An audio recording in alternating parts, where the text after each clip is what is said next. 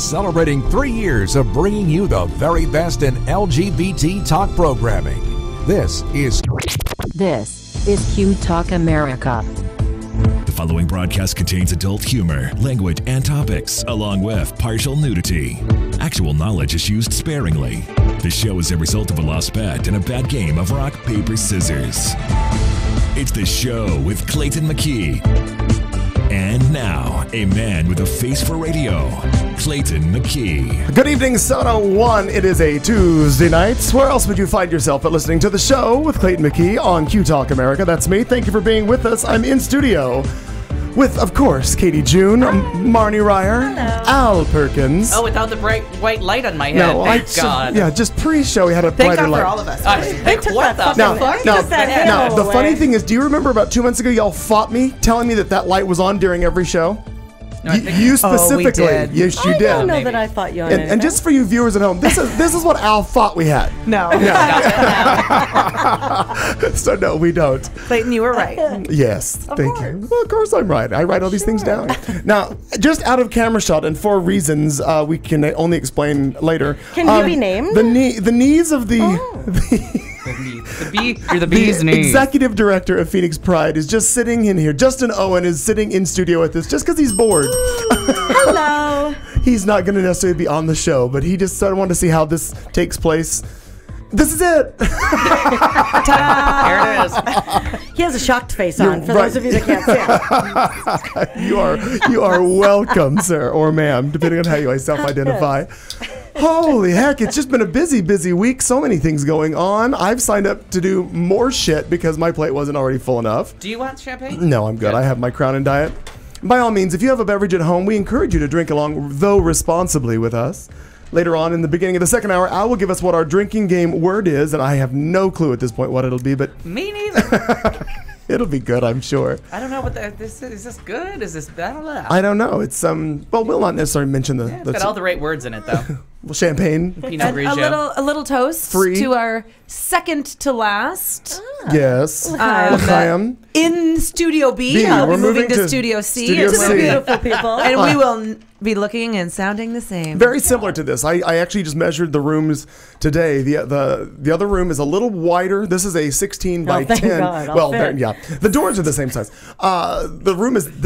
This studio is 16 by 10. The new room is a little wider. I think it's a 12, but I think it's a 12 by 12. So but we'll figure it out. It'll look very similar. We'll all sound just as annoying as we do There now. seems to be 4 feet of space on this, so we're good. Right, so you'll be fine. I think we're going to tilt the table a little bit, but it'll all work out. But yeah, so in next, though it will mean really nothing to all of you, we will have our last live broadcast in Studio B right now, where we are now, and then we will move to a new Studio C at locations not yet mentioned. I'm excited about Studio C.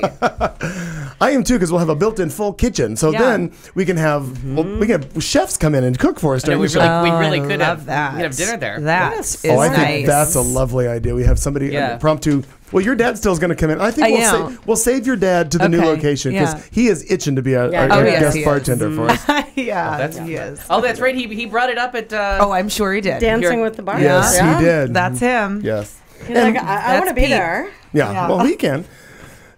We'll have to make sure there's a fire extinguisher handy, though, because I don't know. He may get crazy in that It's kitchen. entirely possible. Okay, but there's no flame. I have an electric range. He grills. So And how fun. I mean, let's not stop him. 33 years? My parents 34? married 38. 38. 38 Or- years. Not bad. No, my numbers are off On the a little 16th bit, but of this month. So happy anniversary, So wait, Pete so- and so- Oh, that's Jan right. the Man. It was Madonna's birthday. and That was Elvis is dead. And Elvis is dead. Yeah. Right. busy day. Well, very God, a lot was going on. all the same year? Yeah. No. Well, as we do every week, we go around the table, find out what everybody's been up to. So, Katie, we start with you. Hi. What? Well, I have to tell you guys that I've actually had I had a very nice, calm week, which is exactly what I needed after Start our any last new broadcast. diets this week? Well, Marty's laughing, but you know it's true. no. No, but only because Aaron said, so what's Katie eating this week? And I just thought that was fantastic. No, nothing new. Although, I need to find something new. I did one day this Are there last day any this week. left? I'm like, okay, I need to be paleo. I couldn't make that happen. I'm like, okay, I need to go back to no gluten. I couldn't make that happen. I'm not. you know what I need is something to look forward. Like I need something to work toward. Every Tuesday you get here. I think that is that is a goal. But though low, I think you should start the god awful grapefruit diet. When was that big? The 70s or the 80s? I think it was the 80s. I want to say the 80s. I'm considering like Pure really evil. making a go at the cabbage soup diet. No. The other option that I've never heard. It's a 12 by 12 room.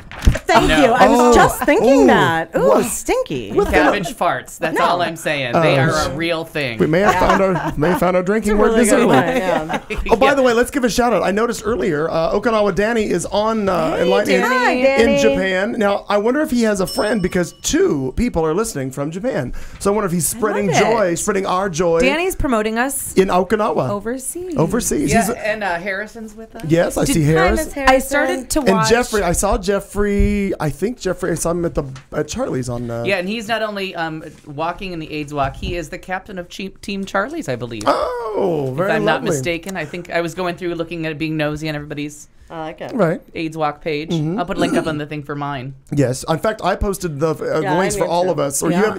you hadn't done yours yet? Yeah, mine's done. Okay. I just haven't put it up on Facebook yet, which is stupid. Well, no, but I went through and looked I've at already raised everybody. $400. Yes. Well done. Yes, You're bitch. You're I'm number literally in 3. like 3rd place. That's I know. well, of course Yeah. he is. It's amazing. I hold He's people a hostage. fucking overachiever. Have you met him? It's so great. So- I and have I love raised it. 0, but So- I'm on. well, Well, no, I'm you on got- my way. You got gotta the- have 25. You got Oh, 25. I raised 25. Excuse Yeah. me. Yes. Oh, and Me by the too. way, From Kelly. And by the way, Yeah. my mom listening out there, I'm assuming you want to do AIDS Walk with us again this year. Just give me a text, let me know, and I will sign you up and I give already you your. signed Mom up. She didn't have a choice. Oh, you're. Oh, really? She didn't have a God. fucking choice. Okay. Well, I took the whole weekend off, too. Oh, I love it. I know. It's going to be a fun weekend. And I Oh, have to there's tell so you, much I going was on that at weekend. Walgreens yesterday. I'm not doing any of it, but I took the whole weekend off.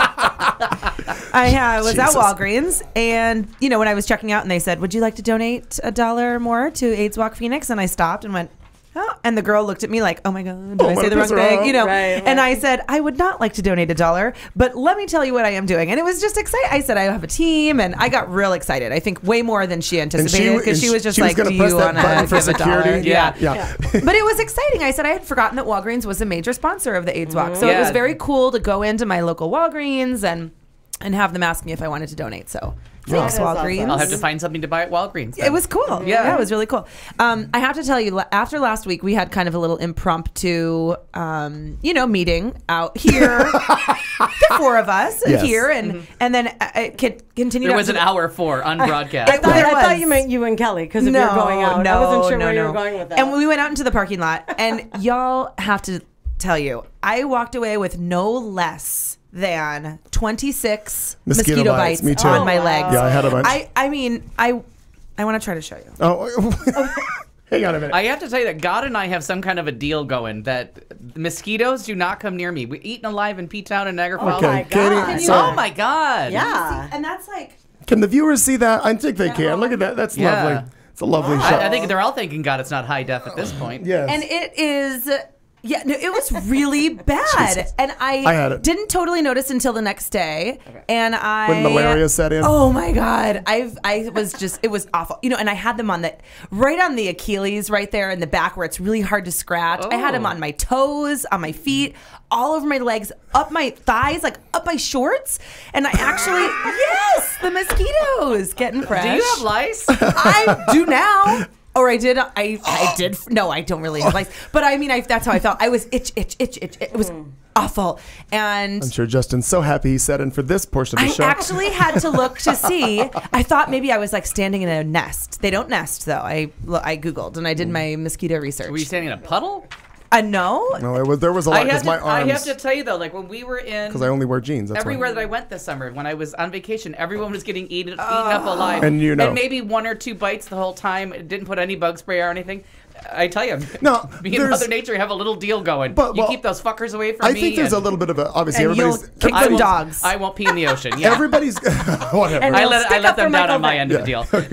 I Right. peed in the ocean. There's obviously a chemical makeup in everybody that's different because I remember my mom's father, he worked outside all the time, flower beds in the lawn, so on. Nothing. Hornets, wasps, bees, mosquitoes, nothing ever touched him, ever. I could be standing right next to him and I could be stung or whatever. But like he would stick his hand in like poison ivy working in the yard or do something. Never got it. Never had anything happen to him. So wild. That is Well, wild. and my sister and I have that same kind of a makeup, but I lived Just relax. with Allie, my friend Allie, who I think I introduced you guys to at the Dancing with the Bars. Bars. She was my Nantucket girlfriend, Right. and Careful how you define that. Well, I was just right, gonna say, that's actually there's true. a creamer She was my anointment for Nantucket- anything she may have. my Nantucket friend. Allie, if you're just learning of these indiscretions. My Mantucket friend. We called it Mantucket. Anyway. Mantucket, got it. No shame in, there's no shame but we in that. shared, we lived in the same room and, had 2 beds in one little room. And I woke up every morning with bites, new bites from God only knows what. And she never got bit. Well. Never. Yeah, it's a weird. I'm just so sweet. Yeah, That's why. it's got to be something. Because my sisters get eaten alive. Like they actually go in at a certain point. They're in such pain they go inside. Like I don't think they've ever seen nighttime. Yeah. Now, if I may just interject this, not being a professional medical or speaker, apparently, is there an estrogen connection to this? Because you said it's no women. idea. Marnie, No. do you have issues with getting bitten by No, but you mosquitoes? said you could. It depends. But just a couple on my arm, but not many. Like really, not a lot. But we were all Not really outside. here, but back home I did. Okay, back. Yeah, which I don't know what the difference is. I got nothing. I just take it as a. There's that. Thank God for that. Well, lucky you. And other than that, for me, other than my mosquito bite, Well, city, lucky you. Is what that was. Yeah, it was. I think that means fuck off. Right, there's that. Marnie, I've heard that before. what you been up to? You're shuffling a it- lot of papers. It's like a shell game down there. It is. Whole It is. forest I'm died. playing memory down here. Oh, like are the ya? memory game. Yeah. Just got done with payroll. That's why I'm shuffling all the papers. Well, Oh, actually, okay. not true. Payroll's done tonight, but Yeah, but it's Anyway. There was never. a picture of a pelvic X-ray in there. So there does- was. Oh. Not mine. Okay. I'm like, I don't want to know you that well. Not mine. Neither do I. Okay. Wow. All right. So just been working on that, and I have a picture of something. I need to know. Oh, I can't this wait. I is- love visual That's aids. not the pelvic. Is X-ray, this by like the way. those Rorschach pictures, or what are they It called? looks like that from the back. No, not really. So A lot of things will look you different please from the hand back. that to To Clayton? me? No. Now, so we have been trying to figure out with those god awful trees that you hate. Oh, the cum trees. The- That's are that those the shit cum that falls trees? in my yard. Okay, No, I I'm don't think sorry. so because that looks like the shit that falls off the tree I next know. door to me. And Those, they well, don't, those Not are the cum tree. Those are the no, pods. those are a seed pod, but I don't think those are from. the cum tree. Those aren't from the one. Don't they look like it? They look similar, but I don't think those are. Those aren't the same ones from the. I call them mimosa trees. I don't know if that's what they're Right. fucking called, but I hate them because they cum drop those trees. pods. Yeah. Right. No, they're not. No, not the cum No, trees. it's not the cum trees, huh? No. Because No. it's right. It hangs over my car, and those fucking things are. It's worse than a bougainvillea. Goddamn. We bush. can tell you what the cum trees are. They're right out They're here. right out here. Yeah. Yeah. You know the cum tree.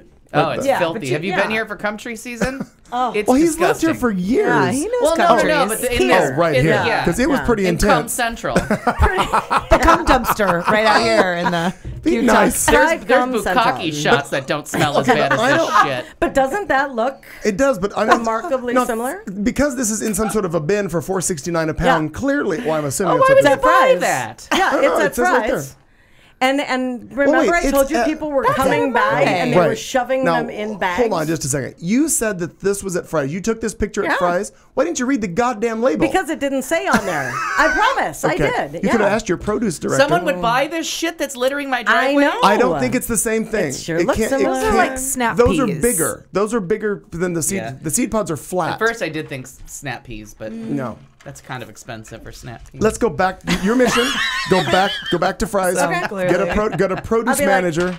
What the hell hell is is that? this? Right. Fuck is that? Right. And then No. I'm gonna bring in samples. But I don't And then it's understand. always fun to play a quick game of Marco Polo in the grocery store. Or me- That's fun. Aaron and I play that everywhere we go. Actually, You never been drunk You'll in a grocery always store and hear played us- Marco Polo? Not one time ever. Oh my god, it's so much fun. we've always been Clearly, sober that's why doing they stopped having 24-hour grocery stores. that.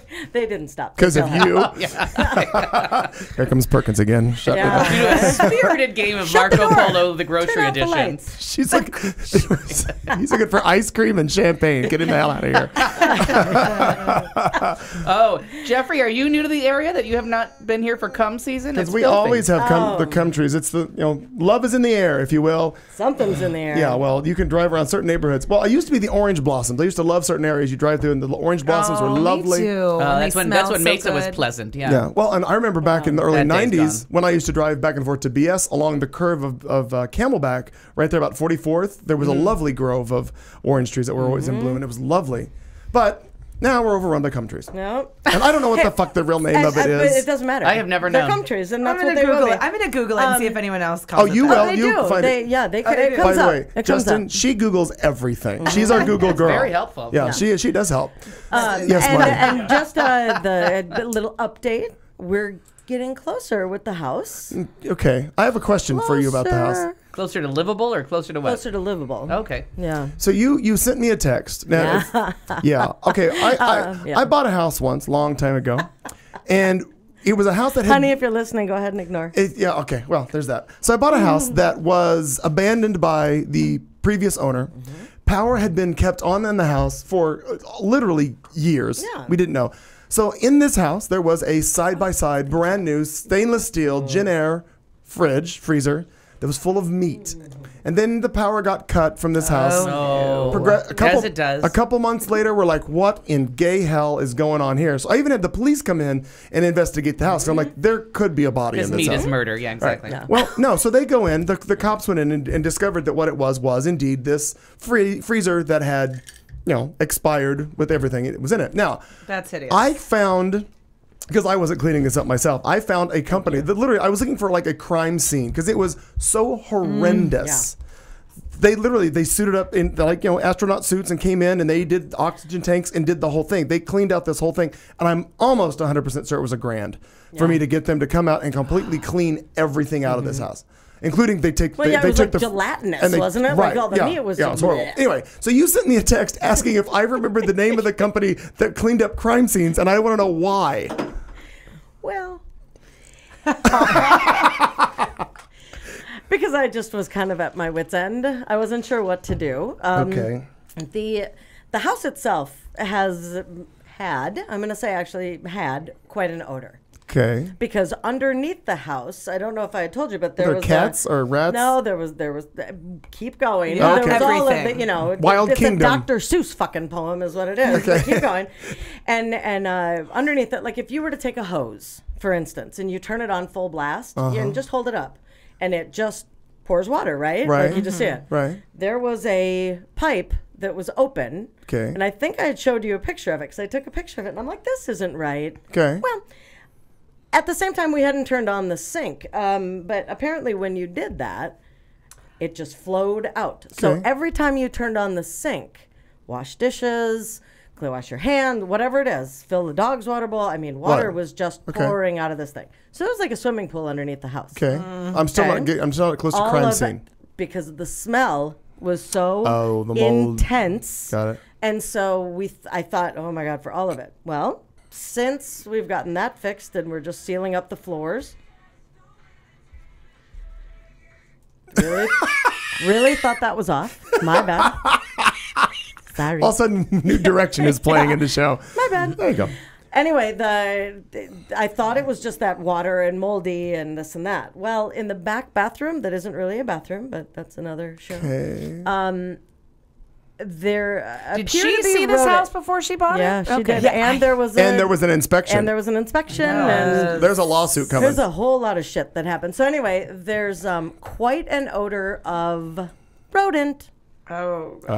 And I've seen one. I almost threw out my shoulder. I don't know if you guys remember that. A mouse came out, Feifel, fucking came out and stared at me, and I screamed like a little bitch and went to run out the door and hit my shoulder. Kind of threw my shoulder out. I shot it right. Yeah, Where did fucking it mouse. climb out and look at you? In the where? bathroom where we were doing the plumbing. We'd opened the wall, and yeah. it kind of, and I'm like, oh hell. Anyway, so there have been 3 or 4. Oh God. And the smell, we give it, I call it money, Jamaican food. I call it Jamaican food because it's little green things. So it's like money.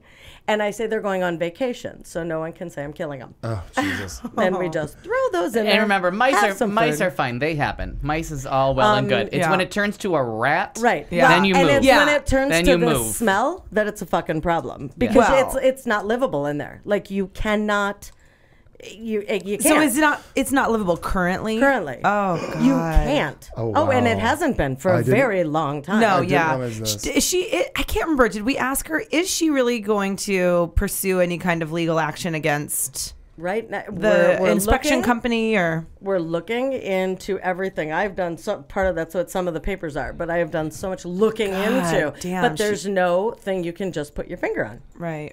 There's not one thing that you can say, well, they knew that. Unlivable. And when, That's one when thing. she bought it, That's one. no, thing. but when she bought it, absolutely that's not the case. So it's really, really hard to say you knew, but they knew. Somebody had to know with all this shit. The guy that inspected my house was nervous because the air conditioning got installed that day. Like, he was a nervous wreck to leave because they had just installed the air conditioning and they put the plate up for the remote, not the remote, the thermostat? The thermostat. They had put that on the wall, and he's like, I don't want to sign off on this house. I haven't seen this work. I mean, this was what my inspector did. So he was he ran the real dishwasher. crazy. He ran all the water. He had all the water running. He had all the electricity on. That's what I can't figure out. But how do you see what's underneath the house? Well, I don't know about that, but I do have somebody who might be able to help you. A friend of mine named Sam I would love has his own home inspection company. He might be able to give you some avenues. Sam. I would love that. Sam Please. Jarrell is a friend of mine who. It's time. Yeah, Thank you. By all means, let's get you in touch with her. Because the thing is, on Monday it'll be 4 months since she bought the house, and God, I it don't. seems like And longer. think about and the bummer part is that she was so excited, Yeah. as anyone is when they buy a new house, and it's so And now exciting. she hates it. And it's just so frustrating because. So is she living with you, though, at your house? No, she's out at her parents again because of the that dogs. sucks. Oh. Because of the animals. So the whole thing is just too much. Where you're sitting there, but that smell, that was why. And I thought, I don't know what else to do. Okay. Gotcha. So we've taped it off. And I put mothball kind of things. Not mothballs, but this thing that you can put in Yeah, your I know closet. what I go for straight up mothballs I've got at this all point. of No, those. but they didn't have any. So And the cedar, Because the it's cedar not planks that you 1945. hang, I have those in my So house. they just didn't where I went. They Yeah. didn't have them. So I got the thing that you Yeah, hang I've up, got those in every closet. and I chopped it up like whatever with the hammer, and we just started throwing it in the walls and throwing because apparently they don't like the smell of it. Good, get the So suckers I out. walked through the door. Now, boys, are urinal cakes made out of mothballs? Oh, good lord. I'm not sure I what don't the even know where you're going with that. Because that's what it smells like. It smells like a fucking urinal cake okay. in the house. Which is better than bat. I'm rat not shit. gonna lie about that, but I'm like, ew. so now you have a big boy's bathroom. Wait. So I missed a whole rodent species. There's bats in the walls? No. Bats. Oh, I thought you just No, said bats. mice. Right. No, mice rats. don't like. Oh, I thought you just said bats. I'm like, No. all right, hold Oh, on a God, second, lady. No, I would. I'm starting to forget think it. We're Fuck leaving it. Disney territory Done. and going into like horror movie there would shit. accidentally be a fire. I'm thinking that fire is going to be the shit. solution to this and just build a new goddamn house. Yeah. Oh. Yes. That's what I'm thinking.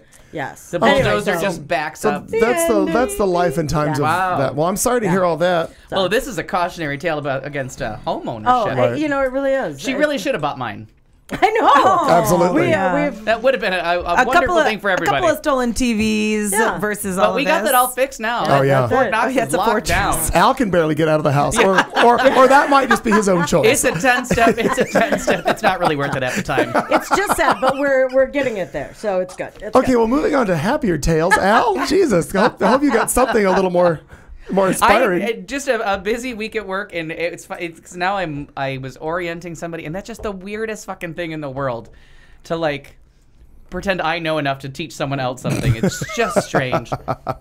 And then I had that class last week after doing the show here. Oh, right. Oh, and it was the worst written test I've ever taken in my life. But luckily, everyone in the room was like, "What the fuck is this?" Like, and the no cheating, no cheating. We can't do this without cheating. What did you get for number 5? Oh no! You know how bad it was? What'd you get for number 1? I was on question number 1 of a 50-question test for about 10 minutes. Oh. Yeah, I was like, dun. Dun. I got that's nothing. so hard. Nothing, Alex nothing. Trebek, is it going to help you? It was ridiculous, and I'm not sure if I don't know who from the restaurant is working, but if you took that fucking test, it was I needed a drink, a priest, Anything. Lovely. yeah. So that was it for my week, and then a couple movies, and I'm sure. And I'm sure we're going to hear about and it in then the entertainment yesterday section. was like 24 solid hours of sleeping. I could not wake Oh. up to save my life. I just worked so much that It and I all worked caught up with you. Sunday. So Monday, I'm like, oh, I'll just sleep for like 2 or 3 hours. And when I wake up, I'll do some stuff. Yeah, I woke up. I did some stuff like go back to bed. Fluffed a pillow. Exactly. Right. Flushed the toilet twice. I mean, it was a really exciting day. It was like the only thing and I was back I woke up at 6:45 maybe, and I went back to bed at 11:15. I was like, that's enough. 4 hours of TV. I've seen all I need to see. I didn't even have the TV on. enough of this I was day. just staring at a wall like, Jesus You didn't have TV on in Christ. your house? I'm sure I watched something, but Oh, I I didn't was stay saying- awake for any of it. God, and this. Well, I realized we were Anderson post. Cooper would say something. He would lull me back to sleep. I would roll over, wipe the drool. It is what it is. Well, on my world, it feels weird because part of the Studio C is that Jason Carlton is moving in with his boyfriend Shane in a house that they have rented, and so that move starts. And Shane today. is so cute. He is adorable, very And nice, just- he's good cute, kid. cute. And when yeah, and where are they moving to? Where's the house? Well, they're closer to you. They are at. Too bad it's not yours. No, Yeah. right, yeah, there's that. Yeah. Well, where Mariposa dead ends behind Charlie's, that last house, right there on 11th Avenue. Oh yeah, there was a fire truck there last night. Ooh. Don't think it's related. Okay, hope not. But anyway, that's where they're going. So for those of you who want to know where they live, Full on, so- full on.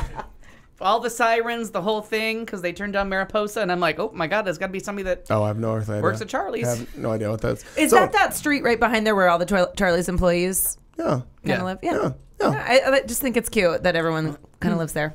I like Yeah. it. So anyway, that's where they're moving. So that process has started. Now, Jason's lived with me for a little over a year. So it's just odd that process is starting. It feels weird. Like all of a sudden I'm realizing all the things that are in my house that That are are going to his. leave. Yeah. Which is fine. I mean, I don't need, Jesus Christ, I've never needed that much liquor in my house ever. Because he stockpiles shit for in case we ever entertain. She's ready for a party. And we don't party. I don't entertain in my house. So that's that. So he doesn't entertain. No. Yeah, Jason. Yeah, Jason. Jason, sure. So that I process. raised her. me I know next she time. knows Yeah. how to throw a So party. that process has started, which feels odd. So that's happening. And then, yes, I told Katie this already. I had a meeting because I need more shit on my plate. But I was asked to take over and coordinate something. I am now for next year's rodeo, gay rodeo here in Phoenix. I am the entertainment director for all of that. Yes, Good. yeah. We'll see how well that goes. Hey. The stipulation is. The stipulation is the 3 days of rodeo I can't drink, and I'm like, well, I'm good. I can do that.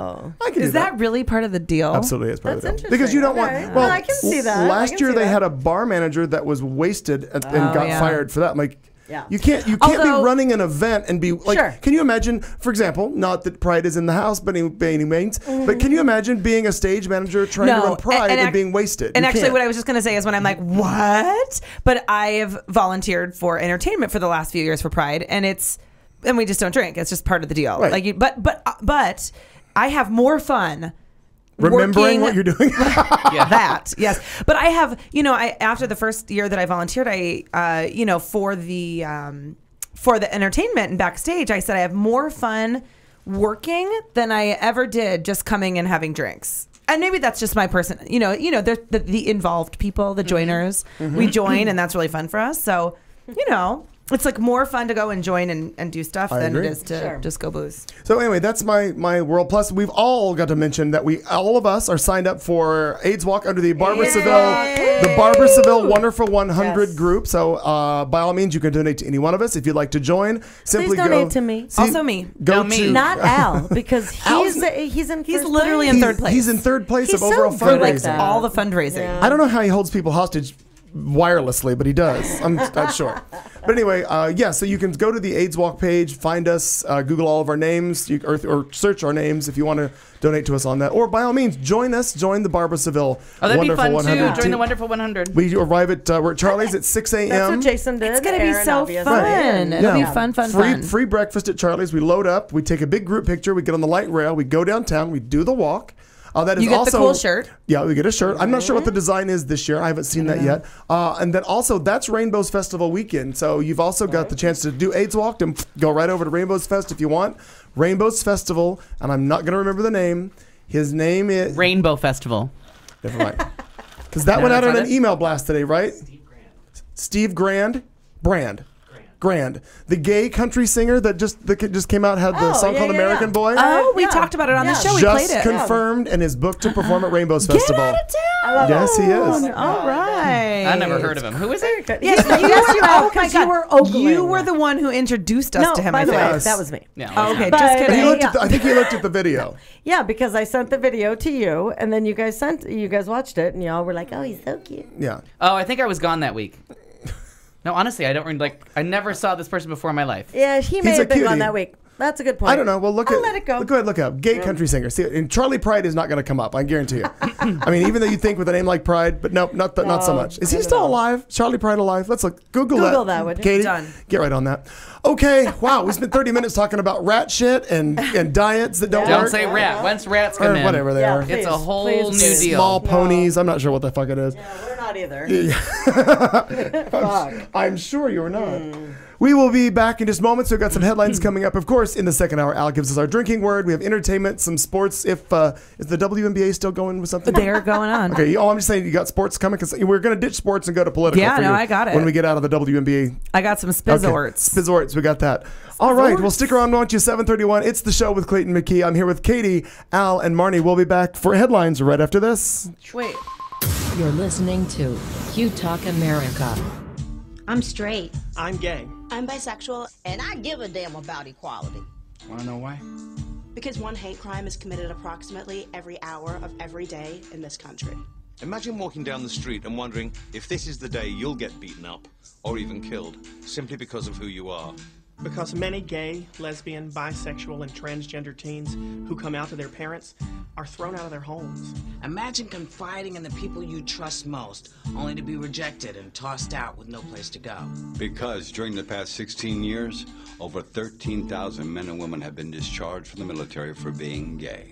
Imagine being willing to sacrifice your life to protect and defend this country, only to be kicked out of the military because of who you love. These are just a few of the reasons why we care about equality. It is time for things to change. We all have to get involved. We all have to give it down. I give it down. Do you? This is the Q Talk America Radio Network. Here we go with some headlines of varied stories right here on Q Talk America on a Tuesday evening. Holy hell. A man offers cash to kiss your ass. There's a lot of people having sex with animals. A bet over instant stoop sparks a riot. Conversion therapy? Not in New Jersey. Ex-wife pays divorce settlements in pennies. I want a plastic surgeon that only wants a 0 to a 2 size wife. Man loses his license for driving too slow. And somebody wrote an autistic or a letter about a child with autism, and she can go to hell. It may be Marnie. It may be me. Foiled. Foiled.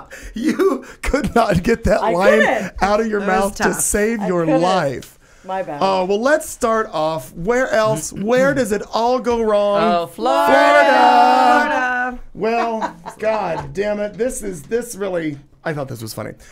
A Florida suspect described as having, quote, man boobs is being sought out after he tossed a crumpled note that asked two women on a beach if he could, quote, kiss your butt for money. Oh my God. The note from a heavyset man who is linked to 4 similar incidents read in part, quote, I'll give one of you 200 or each of you 100 if you let me kiss your butt. The man watched them from a distance as they read the note, then allegedly exposed himself. The women called police who are asking for the public's help to find the culprit.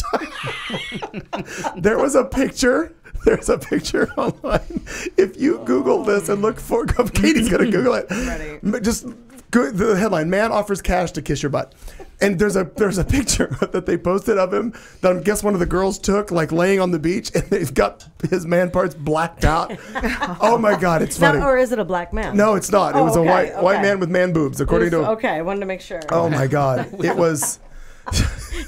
Unintentional. So he crumpled up paper to throw it at them, and then they read it while he stands there. Do you see it? Do you see what I'm talking about? No, I gotta. Different story. Yeah. She's looking at other man parts. I looked up images, saw some butts, but not his. You'll find it. In fact, it's one of the odd stories on AZ Central. That's where I found it right there. Yeah. Got it. Okay. Ryer? Well, so I said a lot of people have sex with animals, and that is true. Oh. But there's some different stories, and they're all short. Thank you. Be here all week. Thank you. Boom, boom, boom. So one of them involves utensils, not with an animal, kind of animalistic. But I think I know where you're going with this story. Oh my God. 70-year-old man. Oh, Jesus, I know this one. Decided that he needed to stuff a 4-inch utensil into his weenus. Can't make that up. Wow. Can't make it up. Look, there's even a picture. Look, right there. That's the crotch shot. Right there. Look at that. Why? How do Why? you wait? How does that sexual gratification? How does that actually? You're 70. You don't even know what that is. Even if you're 43, why are you shoving a fork Why in do you your use? penis? Why use my age? I don't understand that. It just kind of made sense. Oh, what's your age too? Well, so yeah, exactly. So I just kind of don't shove things up your penis, anyway, Marnie. No, not today. It's good advice. It's really good It's advice. sound advice. Yeah, how is that even? I guess that is possible because we're looking at an X-ray, but that doesn't seem possible. They can Photoshop that, but everyone that works in emergency departments always tells you the shit that goes up people's tuchuses. I'll go Yiddish on this one. So really, so this guy's from Australia. Okay. Not really good things have been happening to folks from Australia this week, which is one of them's very sad. This is not because it's he's an ass. No. There are ways to bring happiness to your Johnson, it says, but sticking a fork in it isn't one of them. That just tells you that it's done. I'm done, He stuck a fork in it. Yeah. I mean, the idea that he did this in an attempt to achieve sexual gratification. Fortunately, the report says the fork was successfully removed using forceps and copious lubrication. Copious. No, Yeah. what? How do you do that? Wait, you guys, is it physically possible? Apparently, I got a picture right here, right there. It's got to be like a crab fork or something. I mean, I don't have a penis, and You've never had one? And I don't claim to have one on TV, but I just can't, and I don't play one. envision how that hole seems real small and not possible to put things in. No, and you shouldn't. It's a 4-inch utensil, by the way. That's all. But is the handle of the fork? That's only so. It's tiny. So 4 inches. Like a little and olive. he's 70. Like a little correct. I keep 70. Well, maybe he was trying to feed himself, but he wrong hole. Little low. No. Long hole. I don't know. No. Maybe Wrong hole. could happen. No. Could happen in his nether regions. Anyway, so there are a ton of other things that I have here for weird news, but we can save those things because they just make me laugh. Oh, okay. Lots of animals. Lots of animals. Yeah. Well, now we're going to go back. Midwest. There always seems to be stuff happening in the Midwest. The Minnesota Court of Appeals will not return the driver's license of a man who lost it for driving too slowly on state highways. Gary Constance is 59 years old, and he says he doesn't understand why authorities have a problem with his driving. I don't drink. I don't smoke. He says, I'm just a different driver. Yeah, I thought it was Adam for a second there. What do you do? Drive slow. God damn it, Adam. Right? The appeals court said that 9 warnings from law enforcement officials were enough to keep Constance off the roads. Constance has repeatedly disregarded warnings from law enforcement officers that his driving creates, quote, dangerous driving conditions for everyone on the 2-lane highways, which I can understand. I mean, if you're not going with the flow of traffic, you're impeding, impeding traffic. Sure. He knows the rules of the road, but he chooses to ignore them despite increased risks to the public. I like him. Now, so here, Constance told the lower court judge that his Ford Ranger pickup truck's sweet spot for gas mileage is 48 miles an hour. Oh, yes. And that's what helped him put 278,000 miles on his Ford Ranger. And since he has only liability insurance on the aging vehicle, he wants to avoid hitting any errant animal that should run across its path. Well, a truck like that isn't worth anything. If I hit a critter, guess who buys the truck? Me. So I go really slow, so I have time to brake. In one case, the police say that Constance was doing 30 to 45 on a 55-mile-an-hour highway, according to the St. Paul Pioneer Press. Constance argued in court that evidence of impaired driving is required for law enforcement, and to find his conduct driving a threat to public safety was crazy. It's total communism, he told the Pioneer Press. There is no freedom anymore. Yes, I bet Now- he has a. Oh, those quirky Minnesotans. Now, God what's damn. interesting about this story, and I'm sure we've all had this before. Again, I refer to my mother's father all the time. He was a Continental Trailways bus driver forever, drove for millions of miles in a bus. But when he would come off of a route and he'd be home driving the Dodge truck that's stored in his garage, or the car, anything, he would pull out into traffic. And it'd be 20 miles an hour. Everywhere he went was 20 miles. Grandma drove like a bat out of hell. Right. But we always used to joke about like he's going to cause like a fucking accident because we lived on a highway and he would pull right out 20. He'd never get out of first gear between that and the quarter mile to the light was. He really and wouldn't. First gear is so hard to stay in. It really got is. You've got to really mean that. But yeah, but I read that story. I certainly That's thought of funny. my grandfather. I was kind of waiting for you to say Emil Ryer and that it was an older story because, of course, he passed in January. Yeah, no. But, or he's just driving real slow still. Not sure what's happening. I'll take it morbid. Yeah. So, Go ahead, please. Is this a Ruthie story? No, it's my dad. Oh. So it was a bad day. Yeah. At his funeral. Oh, yes. But we had a couple laughs I've at heard his this story. expense. I like it. But so the limo driver is just trying to like lighten the mood, and he's like, "Is there anything special that we can do for you?" I'm like, "If you run actually, I didn't say it. I'm going to give myself credit. It was my sister. It was very funny.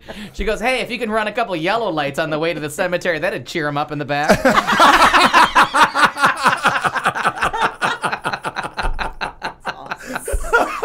It was priceless. I enjoy that. That's good stuff. Because God forbid my dad ever slowed down or like He gunned it at yellow. oh he gunned it at red. I think he that thought he your kind dad of and I took red could- lights as kind of a well Yeah. Stop think optional. about it. Yeah, It's iffy. Yeah. proceed with some caution, but mostly just speed. Go. Yeah. Your dad and I could have we could have really well together. I would have appreciated. And my that. sister used to say, "Do you drive like that with my daughter in the car?" I'm like, "Of course he drives like that with your daughter in the car. He not only gonna has one change. speed." Right. Yeah. It's never stopping. So I have, as I said, I have those funny stories and whatever. But this one that I couldn't read, is because it got me so fucking incensed today when I read this. Oh, I know it's yeah. Like I couldn't. If it's the one that we were talking about before. I'm not sure. So someone in a neighborhood wrote to a family. Oh, this story, yes. Oh no, this is different. And it's to the family of a boy with autism, and there was this letter that was written, and I sat there and I read it, and I have to tell you, I have not read a lot, the letter. I know the story, but I I haven't don't read even the know letter. the story. Not a lot surprises me, and this pretty much fucking shocked me that someone could be filled with this much intolerance, this much hate. And my if you will favorite, if I can have a favorite part of this letter, is that in it this someone has to go first. This cunt. Oh, there's our first C word tonight. And well deserved. Oh, okay. And it may be the most deserved one I have ever said, short of the first Jan Brewer one. It's a given. Right. It's kind of her middle name. So in this letter, she at the very end, she's like, "Well, nobody wants you to live here, and with this child who should be euthanized." Okay, but that's just part of it. Yeah, that's the part that got Ashley Banfield all worked up. She says in here, "No one else has the guts to tell you, so I'm going to tell you." And then she signs it, "One pissed off mother." Well, good for you, you cunt, because you couldn't even say your name. So if you have guts enough to say something, then step forward, own it, right? Own it, right? So anyway, this disturbing letter targeted a teen with autism. And the community and everyone has just kind of rallied. This has just been something. It was an anonymous note sent to a 13-year-old's grandmother, and it was in Ontario. Okay, and without reading the whole thing, I'll pass this around for you guys. But and you can Google this. It's on CNN. Yeah. It's on CNN's homepage right Thank now you. too. It is. Yeah, absolutely. It's kind of on any page that you go to, whether it's Yahoo, CNN. And Ashley HuffPost. Banfield recently came out as Canadian. I was unaware of this affiliation, but like You 3 could or just 4 come months. out as that? Yeah, 3 or 4 months ago. Well, and you know Ted Cruz that's did. So in did Western Ted New York. Cruz, I know. That's a Yeah. dirt like that's like Mexicans here. Like Well, he's none of them- renouncing it. Oh yeah, Yeah. they don't like Canadians up there where I'm from. Like, Oh, they're just no, Canadian. Uh-oh. Oh my God, they're horrible about They're it. stinky. They're coming to steal the jobs, but they're white, so it's very confusing. Love it. There's that. Thank you for that reprieve, because I kind of want to kill this bitch. Okay. I also live in this neighborhood and have a problem. This is to the lady living at this address. She has, you have a kid that is mentally handicapped, and you consciously. Because that's news. Right. Because they didn't know that. Oh, that's what that is. Wow. 13 years old, and decided that it would be a good idea to live in a close proximity neighborhood like this, because she's really smart. You selfishly put your kid outside every day and let him be nothing but a nuisance and a problem to everyone else with that noise-polluting wailing he constantly makes. That noise he makes when he is outside is dreadful. All caps and lots of exclamation points. It scares the hell out of my normal children. Oh. When you feel your idiot kid needs fresh air, take him to our park, you dope.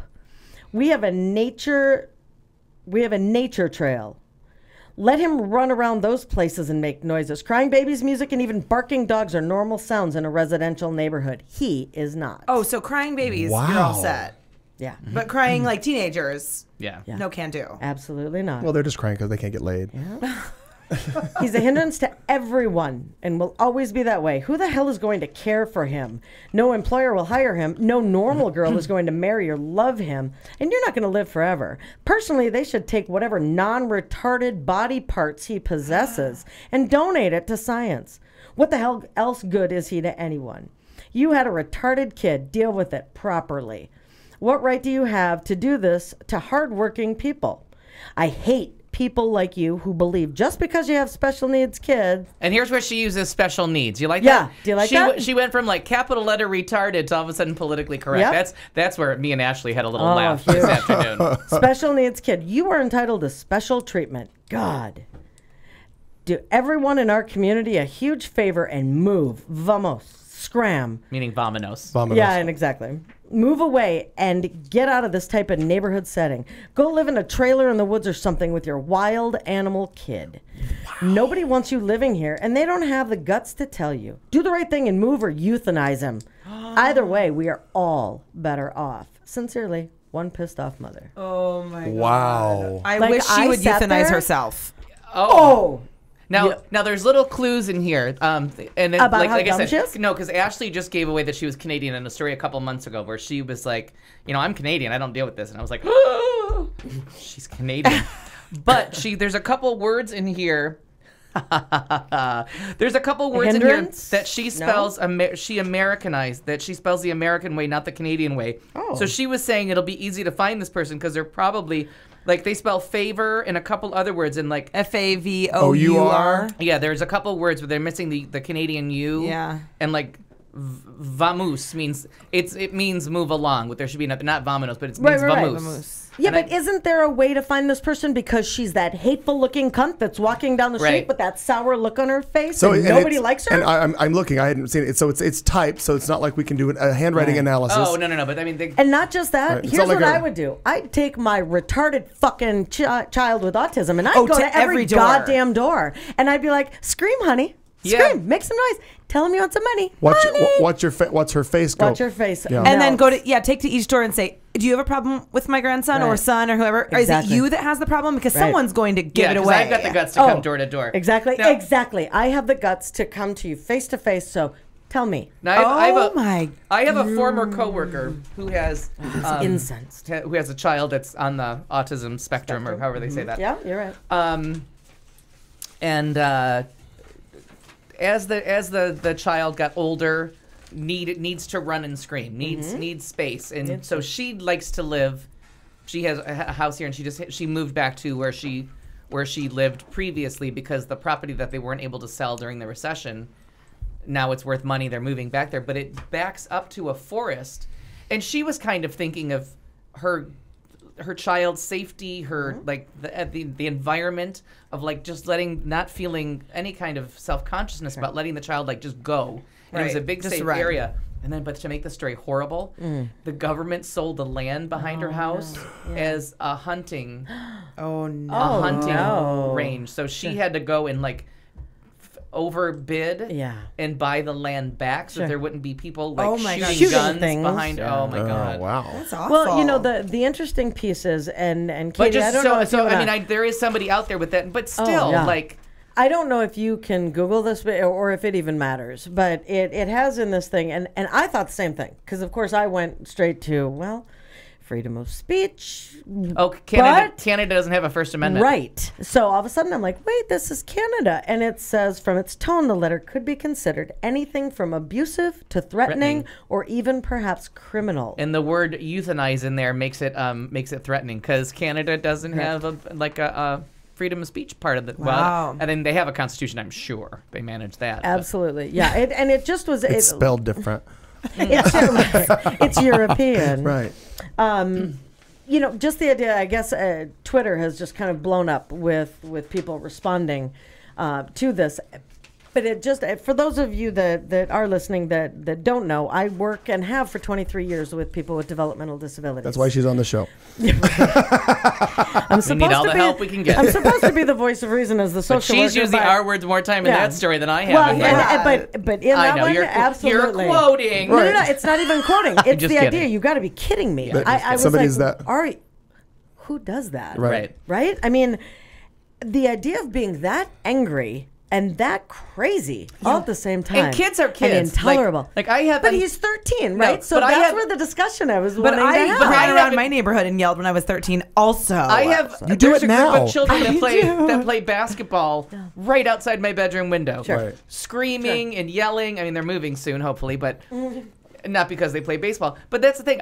They could be autistic. They could be normal teenagers. It could be anything. Typical, sure. Yeah. Sure. I don't know. It's just screaming kids. What the fuck's the difference? Or it could be the drunk guy that lives across from me and a couple houses down, who literally is an alcoholic that comes out into his front yard and also just yells. Katie, that was me. No. That was each time it's you. No, that was in April. Yeah. I mean, but this that. guy comes out and Kelly and I have said before, like we're like, what's happening? And we kind of walk down and he's just yelling in his front yard, and I'm certainly, I mean, it's irritating, but he's a nice enough guy, and he's drunk, and he's on his own property, and he's not harming any of us. Yeah. And just let him yell, and he just yells. And there's a courtyard, right across from my house is the courtyard of the buildings, the condos across from me. And the kids are just screaming and yelling, and I sleep all day. But you know what I mean? For your new windows. But I did. I got new windows, and I keep the white noise on in my house all the time. But I'm not going to be like, stop your kids from playing in the sunshine. Like, what the fuck? And where I completely appreciate. But again, I have no idea if they fall anywhere on a scale of developmental delays. But they're loud. Children like dogs are loud. This person's just retarded. Sorry. Okay, well, let's move back. Let's go back to Florida. Please. All things good happen in Florida. I'd like to send this country to Florida. Male teens at a... I'm surprised she's not already there. Let her find out with a truly disturbed they're living. Oh, you have no idea. There's that. Male teens at a juvenile detention facility destroyed several buildings and sparked 2 fires during a riot, injuring 7 people, authorities said from this past Sunday. 18 of the 20 buildings at Avon Park Youth Academy were destroyed, causing hundreds of thousands of dollars in damage. Rioters confiscated a guard's radio on Saturday night, and all of the staff golf carts set fire to the building containing the teens' records. A trash bin was also set ablaze, according to the Polk County Sheriff's officials. This was a full-blown riot. Building after building, room after room, the damage could be seen throughout the campus for juvenile delinquents. The worst was in the medical building, where deputies say every drawer was ransacked in a search for drugs. I was here last night. I watched them throw the objects at us and our deputies. I watched them break windows. Polk County Sheriff Grady Judd says the riot was sparked by a wager over a basketball game between kids from Orlando and St. Petersburg. The bet? Cups of noodles. When St. Pete lost and refused to settle up, the fighting started. Buildings were set on fire, golf carts were smashed into walls, and 7 kids were sent to the hospital, one with a broken leg. Jill Elkington says she was never informed about the riot and drove 3 hours to find her son after hearing about it in the news. She's filed complaints against the facility in the past for how the kids are treated. We're paying for this. We're paying for these kids to be abused. Sheriff Judd had little sympathy, saying many of the kids were the size of adults and knew right from wrong. The parent that had that complaint should have raised her child right so he wouldn't have committed crime and been there in the first place. That is my favorite line of the whole thing. If she would have raised her child right, he would not have been in the first place. But she literally, when she made that comment, I saw the audio and she goes, well, we are paying to have these kids abused. Like, no, wrong wording. Wrong wording. Right. She's a smart one, that one. Oh, she was a special. Did she write a letter in Ontario? I don't think so. Don't think so. Well, so there was a gentleman who rode a horse into a bar. Can't make that up. Define road. Well, man rides a horse into a bar. And the bartender says, we don't want him in here. Horse replies, I know, but I can't get him off my back. Thank you. Hey. Be here all week. Here all day.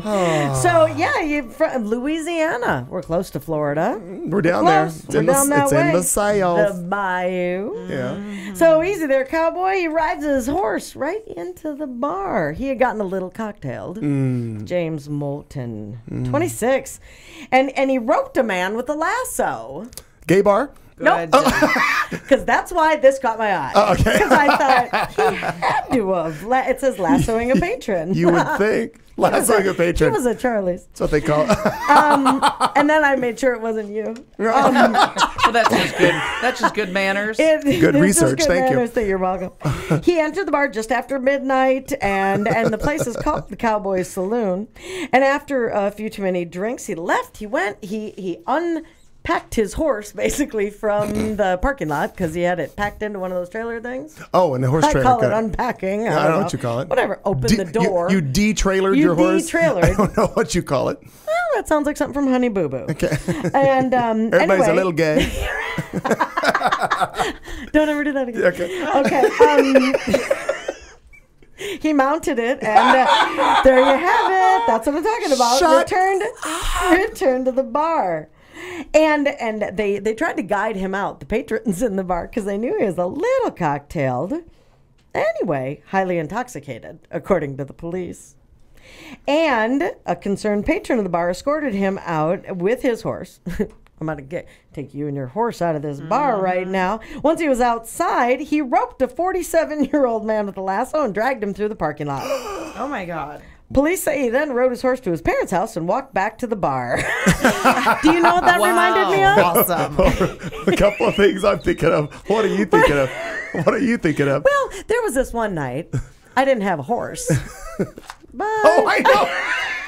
I know the story. Did you lasso somebody? No, the story. Okay, here's the story. If I had a lasso, I might have. I don't know. May I tell this story? Kung Fu Panda. Yeah. That's all I know. Let me tell you the story. Yep. So, actually, it was the night it started at your house. Yes, it did. Hello, Appletini. The Appletini The night. Appletini night. Oh, poor your mom. We decided. I mean, I talked to her about for a long George time. Michael for a really trying to book him for my birthday. I was going to get him. Just $1 million. Yes. The birthday. Anyway, Why not? so we start at an afternoon of lovely drinking at Al's house, and we all decide that we're going to Oregano's. Then went to Al's house, and then we decided, that's danger. We're going to go to karaoke at Apollo's. Sure. Of course we are. So Because I can sing. we're all going. She's pretty good into the wind, and so I'm okay. So I drive us to Apollo's, and we're there for a while. We're there for about 10 minutes because I was going to say, I don't think it was even 10 minutes. She was still smoking at the time, Mm-hmm. and she's sitting on a lawn chair on the back patio of Apollo's, and she drops the cigarette, and it falls right. She can't reach it from this side. She can't reach it from this side.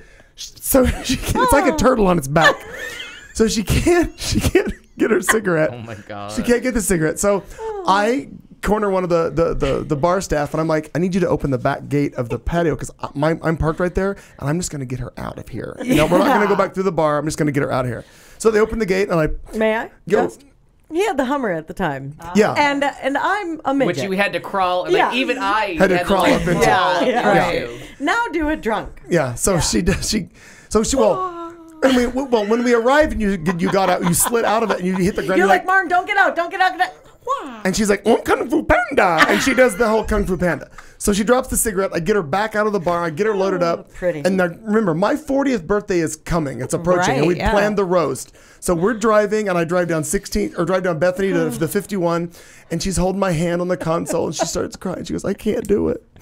I can't do it. I'm like, what, Martin? What? She goes, I can't speak at your roast. I'm not going to be funny. So, like, Marnie, don't worry about it. You'll be fine. I'm like, tell this story, for God's sakes. This is funny.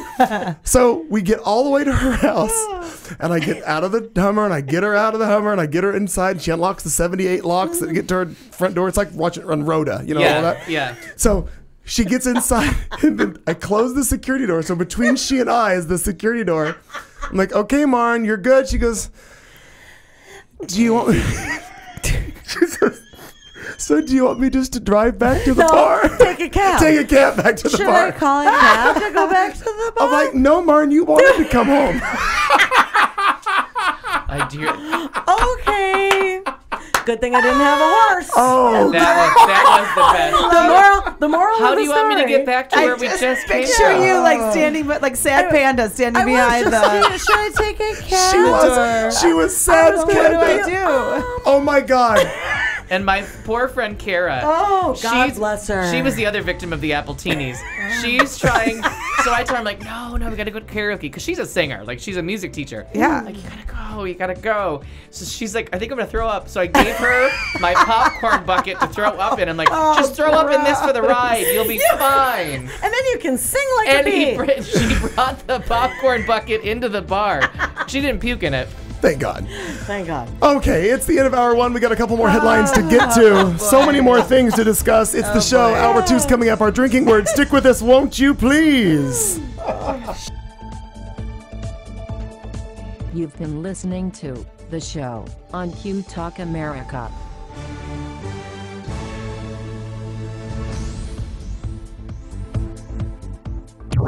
This is Q Talk America. The following broadcast contains adult humor, language, and topics, along with partial nudity. Actual knowledge is used sparingly. The show is a result of a lost bet and a bad game of rock, paper, scissors. It's the show with Clayton McKee. And now, a man with a face for radio, Clayton McKee. Good evening once again. Hi. It's the beginning of what we like to call hour two. If you're just joining us, it's your hour one. We have 2 more hours to go. This one and another one that follows it. Trust me, we're drinking now, so hour 3 is always the better choice. Well, maybe not for you, but for us. You might want to rethink Katie that. right now is in Studio A making another beverage, I believe, for herself. Is she? girl. Atta girl. I'm not seeing her. Oh, maybe but she. Okay, maybe she did. I thought she went over there. I've got to make another. She's probably going to the loo first. You know, well, she can make room first and then make a beverage. I can see that. I see it. Come. Oh, I guess I should hit this so that people can see us. For God's sakes, there we go. And then smile. Hi, smile. Hi. Like I said, beginning of hour 2 in just a few minutes, Al Perkins is going to give us what he does every week, attitude and a drinking word. Oh, there's Katie. She's making her beverage now. Atta girl. Yeah, atta girl. And there's ice cream in the freezer, by the way. I'm going to go get. Oh, there's like 3 containers. Yeah, we're going to go get ice cream because I need a snack. Just decided that. Whew, coming up, what? There's been ice cream in the freezer. No, I know. Well, that one has been there forever. I know. That was for a long time ago. Yeah. That might need to be thrown. I scraped off the Is it frostbite good? and I Oh, ate good some call. of it. Yeah. Good call. But that other was... I am not afraid. No. But anyway, go on. My bad. So this hour, like I said, what are you laughing at now? I just scraped out the frost and I ate the rest of it. That is a fat girl sentence if ever I've heard one. I like your attitude. Well, I think you were rude. Right. I agree. Coming up later in this hour, Marnie and I have a couple more headlines. Al's got some entertainment news coming up. Katie's got some sports, drinking words, all kinds of excitement. But right now, let's go. Actually, I'm not even sure where this story originates from, but an ex-wife pays her divorce settlements in pennies. A divorce court ordered a woman to pay her now ex-husband I love it. $50.12 as part of a divorce settlement. She paid it in full, all pennies. I love The it. unidentified woman who left the money in 3 plastic bins on his front porch also left a letter to her ex, identified only as Andy. Part of the letter he posted online reads as follows, quote, I hope you're having a fabulous life because I know I am. It's 20 times better without you. Thank you. Technically, she didn't pay the full $50.12 in pennies. She actually left a receipt, she left $47.12 in pennies and a receipt for the 3 plastic bins saying, That's awesome. Here's the receipt for the bins in case you really want that other $3. This is my kind of lady. I like her. All right. This is Well just played. fucking crack, and I'm glad you scraped the frost off and ate it. By the way, no, not that. Not the that vanilla. one. There's an old vanilla one. This in one there. has a little frostbite, Yeah, too. no, these are the ones that I don't remember. Just what the last couple weeks ago, delightful you brought them. Well, reason. one of them, Katie opened before the show that hadn't been opened yet. It was right after Dancing with the Bars because I couldn't find Haagen-Dazs or Haagen-Dazs, so I got the Dove. Which, by the way, Haagen-Dazs. That's if you're Haagen-Dazs. stoned and eating ice cream. Yeah. By the way, From the Dutch. Speaking To of be dancing, stoned. Walked into a bar. speaking of Dancing with the Bars, you notice Katie still had those trophies right there next to her. What do you mean still? It's only been 3 weeks. Right, It's going to be a year. No, I know. For the whole year, that fucking thing's gonna be right here. Oh, yeah. Just in case you think she I'm forgot. seeing it at Christmas, like, we She's- have to deck it With out. lights, we have- maybe? She's I'm not sure I'm giving this up. Okay, well, I wouldn't. I'm gonna go with the other. I passed it to her 3 times, and she turned it down, No, so I'm gonna I'll go back. get. I'm going to get ice cream and another drink. By the way, Katie is. She's ramping down on public appearances, but keeping the trophy nearby. Of course. Atta girl. Just Well, so you know. and so we need to make it for Labor Day. We have to. Trust me, I have everything for Yes. all It that. makes like Got it. skirts for each Halloween. season. Well, they used to do that I'm to not the. sure how many of God's chocolate creatures had to die Oh, for isn't that delightful? Dove unconditional chocolate. Yeah. I'm going to It's tell you real right now, good. no doves. No. I am willing to bet I might be nicer to some of you later. Yeah. Well, good. Marnie, Keep eating. well, you go ahead and read your headline. I'm going to go get a drink and that vanilla. I will. I do have a story about quarters just to follow along with that. Really? I do. Yeah. I'll listen to it. Larry Come to mama. Cullum paid Rhonda Kelly for sex with a roll of quarters. Atta girl. Now, I don't know if this is the same guy. I didn't hear as far as the name. But it could be. It could be because he's classy like that. This was Greenwood, South Carolina.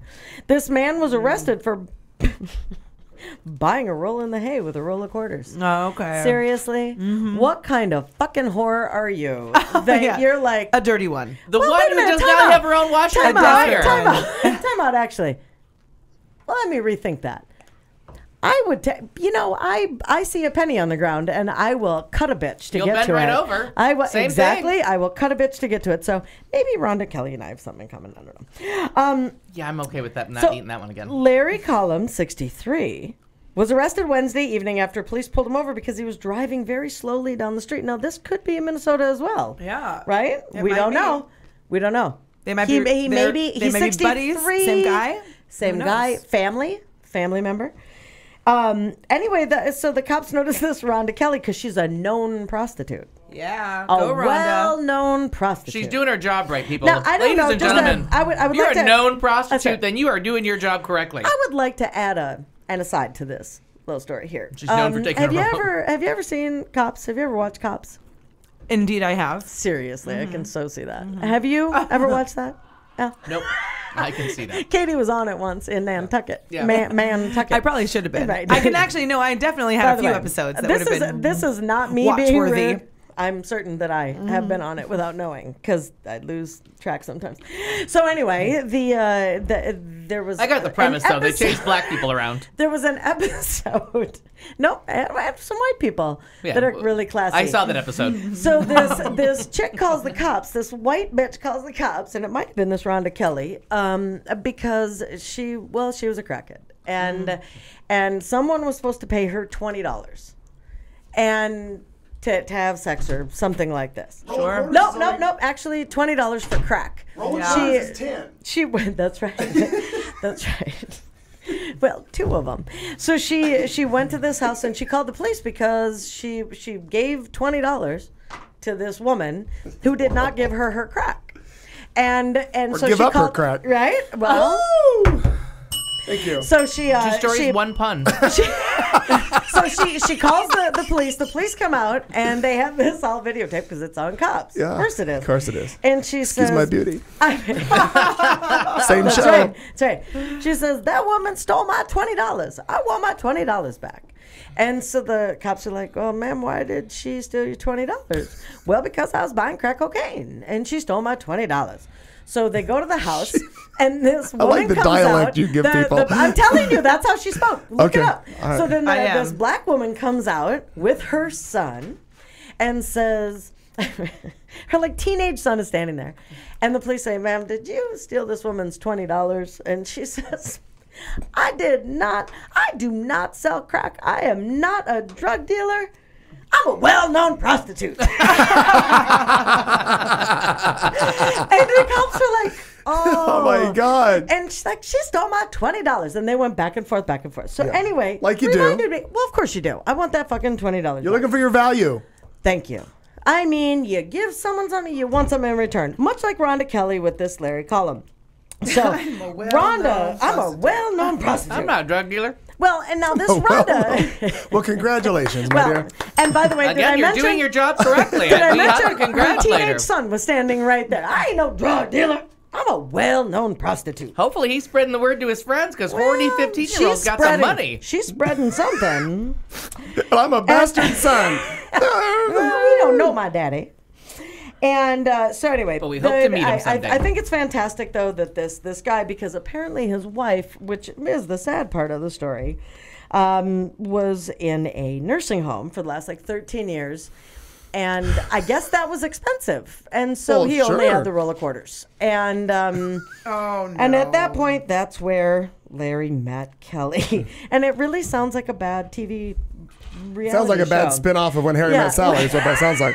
And I will not have what she's having. No, good call. Well, Not without the cream or ointment.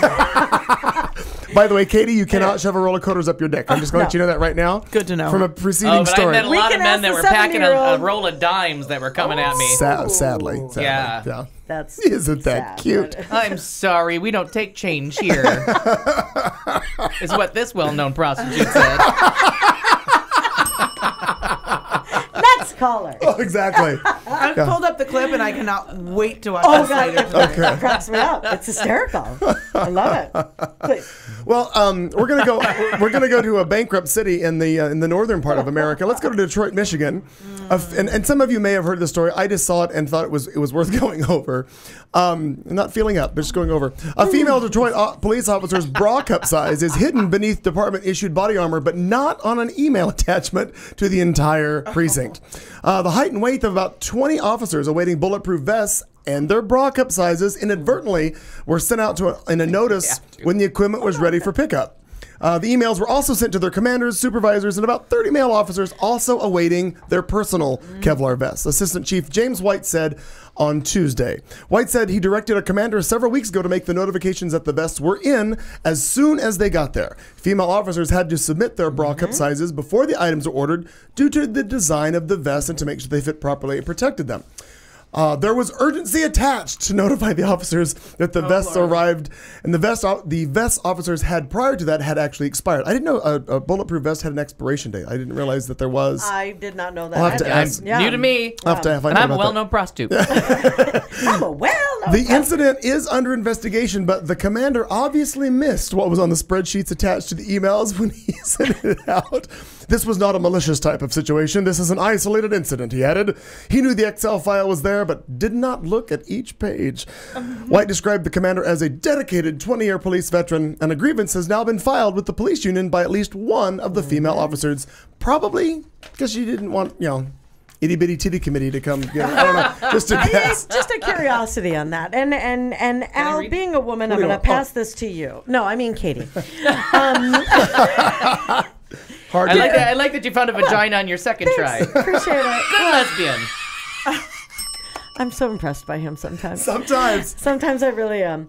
Now, not now, but I'm saying sometimes. Right. Would that bother you? No. Give me a little fist bump on that thing. Yeah, no, it Okay. wouldn't bother Who me. the fuck cares? And why I are mean, you look, raising this you thing? know what size my boobs are by looking at me. Right. Big. I mean, if somebody Right, put but that you're on the not like- size A, Right. That's or, a goddamn or lie. a D. Like, it doesn't matter. Right. Like, my boobs are what size they are. You can all... Al, Everyone what are knows yours? this. now on the other hand, no, I get a good solid C minus. Certainly not, Al. I know some girls with inverted double, Just leave the house without full support. Yeah. But I mean, like, so There's an underwire in Women- these But who t-shirts. really Like- cares? We're all big kids. Like, if I was a junior hire and it got out that I hit my bra size, yeah. I would be horrified. But as an adult, like, now if nobody you really have cares. someone walking After directly the first up to time you, someone's seen your bubbies, Yeah, then who we're cares? all good. Now, if you have someone directly walking up to you, sexually harassing you over and over, and it's uncomfortable and it's Yeah. not okay, I get that. Wasn't your sexual harassment? Was your nickname in high school Knockers? Marnie, I'm not sure. God, Marnie Well, let me just tell you. McGee. I wish your last name would have been my actually name McGee. was either because my parents were in love with Tippi Hedren. Oh, I remember the story. Oh, yeah, that's right. Yeah. So Yeah. they were either going to name me Marnie or Tippy. Thank God. Thank God. I mean, really. Because these are reduced. I kind of And wish that's it all would I have had been to say. Tippy. I kind of really? Are those reduced? Yeah, these are Jesus, smaller. smart. Yeah. Ooh. So You had a can imagine? reduction? Yes. You have got in your some tippy Were knockers. you in your teens or 20s? Early 20s. Early 20s, Real yeah. early 20s. But yeah, I mean, can you imagine? Hi, Tippy. You're like a weeble. Wow. No, but you would have My fallen down. God. I just want to tell you where the Weeble story is. No, by the way, I cannot imagine. My grandma So what used did you to look wear? at me Did and you say, have sports bras? Oh, I had always? like Laura Ingalls. 2 or 3 of them. Fucking tape, but, Really? But I played 3 sports, whatever my grandmother would Well, look you at brought me the and be balls. Like, don't kick that. Wow. My grandmother would be like, Exactly. intentional Intentionally. boobism. Catch the smaller ball. Intentionally sexist. It's softball, not basketball. Fuck up.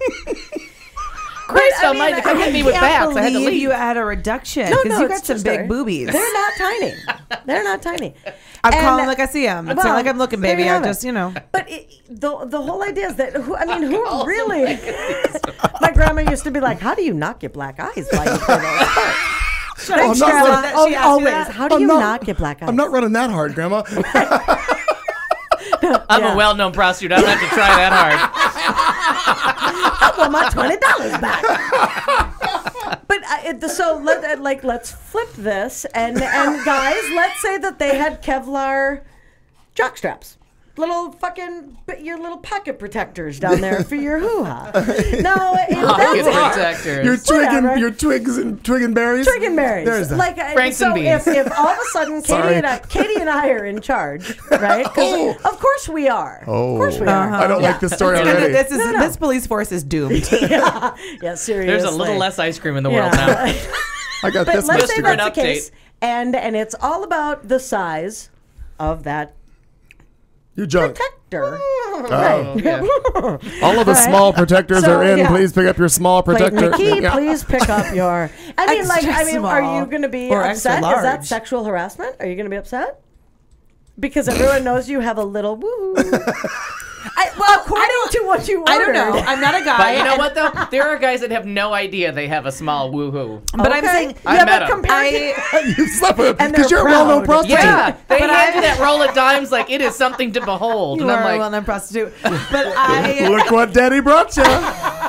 Where? What do I do with it? but I'm not a behind them man, and right? around And them. again, I don't claim to have a penis on TV, but I can say that, like, when you look at Marnie or I or any woman, you can be pretty. You're pretty. I mean, breasts Yeah. are just out there. Sure. You kind Yeah. of know what size a woman's breasts are, whether you want to or not. But you can't tell that from looking at a and man. most gay guys are kind of obsessed with titties. I just want to tell you that. Yeah, Well, no, oh yo, God, yeah. yeah. Ted Kirby, Yes. he wants to motorboat My Erin whole- every time he sees her. What the fuck? My And he whole gets first excited. experience Hi, with gay Ted. boys when I Hi, had Ted, all we my love brand you. new gay boyfriends, He's like a early star. Hamburger Mary's days, there was a lot of like changing in front of each other, mostly me in front of them, and they were like, "Oh my God, boobs!" I mean, it was a thing. Yeah. It was a real Oh, thing. yeah. But I'm saying we can't see the package, Yeah, and right? lesbians don't walk up to you guys and go like, Unless you're John Hamm. and if we do, it's not okay. And we're not lesbians.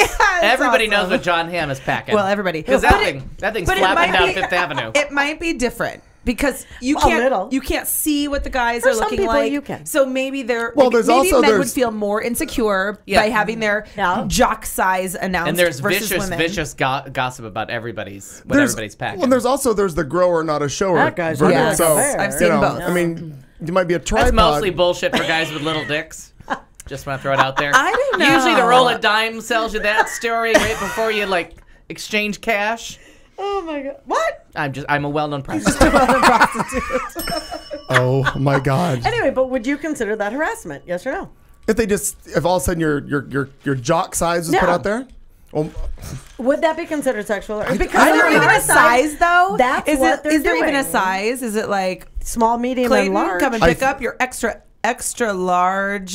you I don't you, know. you, you, you And get then to the stay on the show. locker room. I'm gonna tell y'all a little inappropriate story. Please Shit. do. Well, I Katie's mean, already done a lot of them over the All right. year. So Oh my God! in the Did this happen in Nantucket? no here in the Nantucket. beautiful actually it might have been no it was Phoenix. I was living down in the real Ahwatukee. It's Phoenix but Ahwatukee-ish. And I had a eating ice cream. boyfriend who was seriously like laying one of those down. Wow. Like, and you had to be a well-known prostitute to take that thing up because it was huge. I'm going to work out. This was not for rank amateurs, ladies and gentlemen. So we had some condom problems. They kept exploding. Stop it. Or they would just pop. Yeah. Because we went to Phoenix Tent Awning. Nothing fit. Exactly. We were just this close of getting a moo-moo for that thing. And so a friend of mine calls from New York, and she's like, listen, and it really was a woman who I guess had an experience with someone of Another well-known prostitute. Another well-known prostitute. And she said to me, listen, well-known prostitute, which is now our drinking word. Junior. I was hoping. I know, me too. Listen, my little protege. My mentee. Junior. They make Trojan extra large. And what were they called? Magnums. Magnums. Trojan Magnums. She's like, and you got to try it because I had told her about the fucker keeps it like it just pops, like you can't get it just on. Like breaks. It's like the worst part of a child's birthday party when the balloon animal pops. So I decided to go to the grocery store, and of course I do my grocery shopping in the middle of the night because I don't like people. Of course, right. Prostitutes also work at night. Well-known prostitute buys chicken and Magnum condoms. So I go through the line and I put down my, chicken and Magnum condoms. Not in that order. Don't confuse the two. Do not confuse the two. Now that's when you're a lesser known prostitute, but you make that fucking mistake. Yeah, you would. And I get this look. Oh, yep. I'm scared. And it's a gold medal too. Yeah. That's the best part is they come in gold like I'm winning. You're a trophy boy if you get that one. There you have it. So I put it on the conveyor belt, and as the box of Magnum condoms rolls towards her, these are the 80s. Yeah. She's like looking at them, looking at me, looking at the little girl hands, and she's like, really? Listen, Asian hands. I'm like, no. They are not for me. Not a grower. I'm a grower, not a shower. The chicken's for me, not the condoms. Like, exactly. The dinner's mine. The chicken. The condoms are for my boyfriend. I'm lucky. Will this be on your shopper's card? It was hysterical. But the look on her face as those condoms slowly made their way down the late night aisle. And I'm like, listen, bitch, I'm lucky. Oh my God, that's fantastic. I bought him a car. You ought to see the things I do to this chicken and make him use those. Oh my God. That's good stuff. Okay. Wow. Well, though I think we've already decided on the drinking word for legal reasons, we must play this. And now, a drink along. We dare you to stay awake during this royalty-free music and to play a drinking game with us. If you are currently or soon to be driving a car, you cannot play. If you are presently the primary caregiver for children and or the elderly, you may desperately want to play, but no. If you are listening from a rehab facility, you are disqualified because you already hit bottom. And that means you already won this game at least once. If playing this game is in any way illegal for you, put the bottle down and make better life choices. There is no good in your goodbye, and there is no lifeguard on duty, so you will be swimming at your own risk. Tell your lawyer to take the fucking day off. You can't sue us. We warned you. Good luck. Well, our drinking word is, I love that good luck was in such bold red. It reminded me of before I was a professional prostitute. And I used to bleed from down there. You don't have to leave the red line on. Listen, Roxanne. Exactly. I'm going to call you Roxanne. I just put the dirty sock on the door. How do you know which one's the dirty one? Well, stiffer. Oh, wow. I don't know. That was about to be good music for our drinking word. Yeah. For a professional prostitute. Oddly, the name of that song that almost played was called River. God. Jesus. Oh, there is so much good stuff. Hang on, just to go. Katie got my message. I'm like, bitch, you finished that fucking ice cream. And I did. Yeah. Well done. Because she was about to hand it back to me. I'm like, no, that thing was full when it started. Yes. I got the first scrape across. It's good stuff. As a professional prostitute, you might know what I mean by that. Getting the first scrape across? It's a very exciting day. I'm sure it is. At newbie camp. Oh, it's 8:23. We have a drinking word of. Well, What if there was a camp? Did you say the phrase? Yeah, professional prostitute. I'm a well-known Well-known prostitute. I've already lost it. And speaking of well-known prostitutes, here comes Al with the entertainment. Tyler's Choice of Kings of Summer has a release date for DVD. Butler pulls off #1 at the box office. Oprah has a movie role of a lifetime. Frank Darabont, who I'll explain who is later, has a new series. Elmore Leonard is dead. 3 big bombs this week is in the movie world. True Blood has its season finale. NSYNC maybe reuniting for the VMAs. I got caught up on Orange is the New Black. With Justin. And Dick Van Dyke is still cheating death. I was like, damn it, did I put him on the list? No. We're gonna start with this him today. I've been giggling as I've been reading this.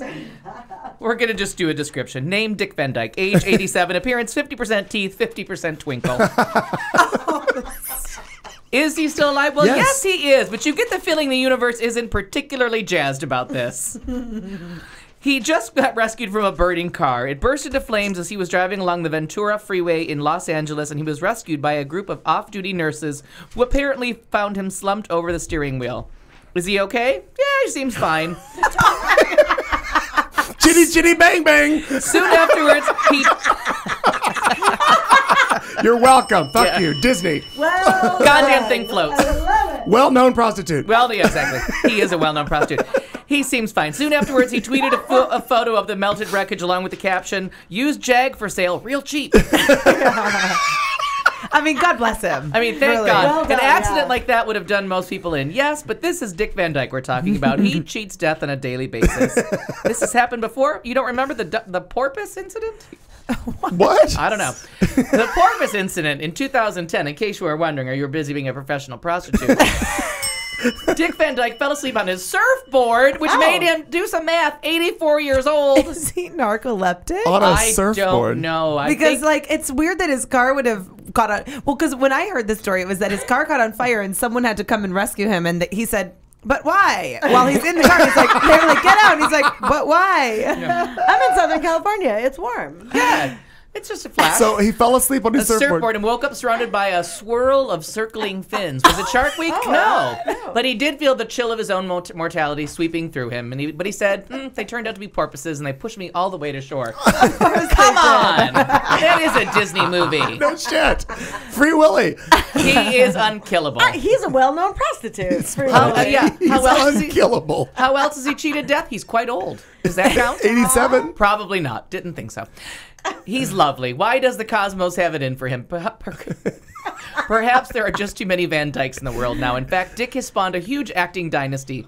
His children, Barry Van Dyke, Carrie Van Dyke, Stacey Van Dyke, and Christian Van Dyke, are all in show business, as are his grandchildren, Shane Van Dyke, Taryn Van Dyke, Karen Van Dyke, and Wes Van Dyke. The names all sound so similar. I thought that was brother's Jerry Van that Dyke. was a fake That's story. right. Yeah. Oh wait, Jerry Still Van Dyke alive? is His brother. He was on Coach. On Isn't he Coach. Coach? Yeah. Yeah, very funny. And how many of them have appeared in Diagnosis Murder? Pretty much all All of them. of them. So did Scott Baio, though, so that's fine. Yeah, so dead. Didn't- No, he's alive. I'm sorry. didn't- I read the wrong ending. But wait, hang on, going back to death, did one of Dick Van Dyke's sons kill himself? Probably. Let's just play the odds. Well, are you thinking Dick There's a Van lot of Dyke them. or Carol O'Connor?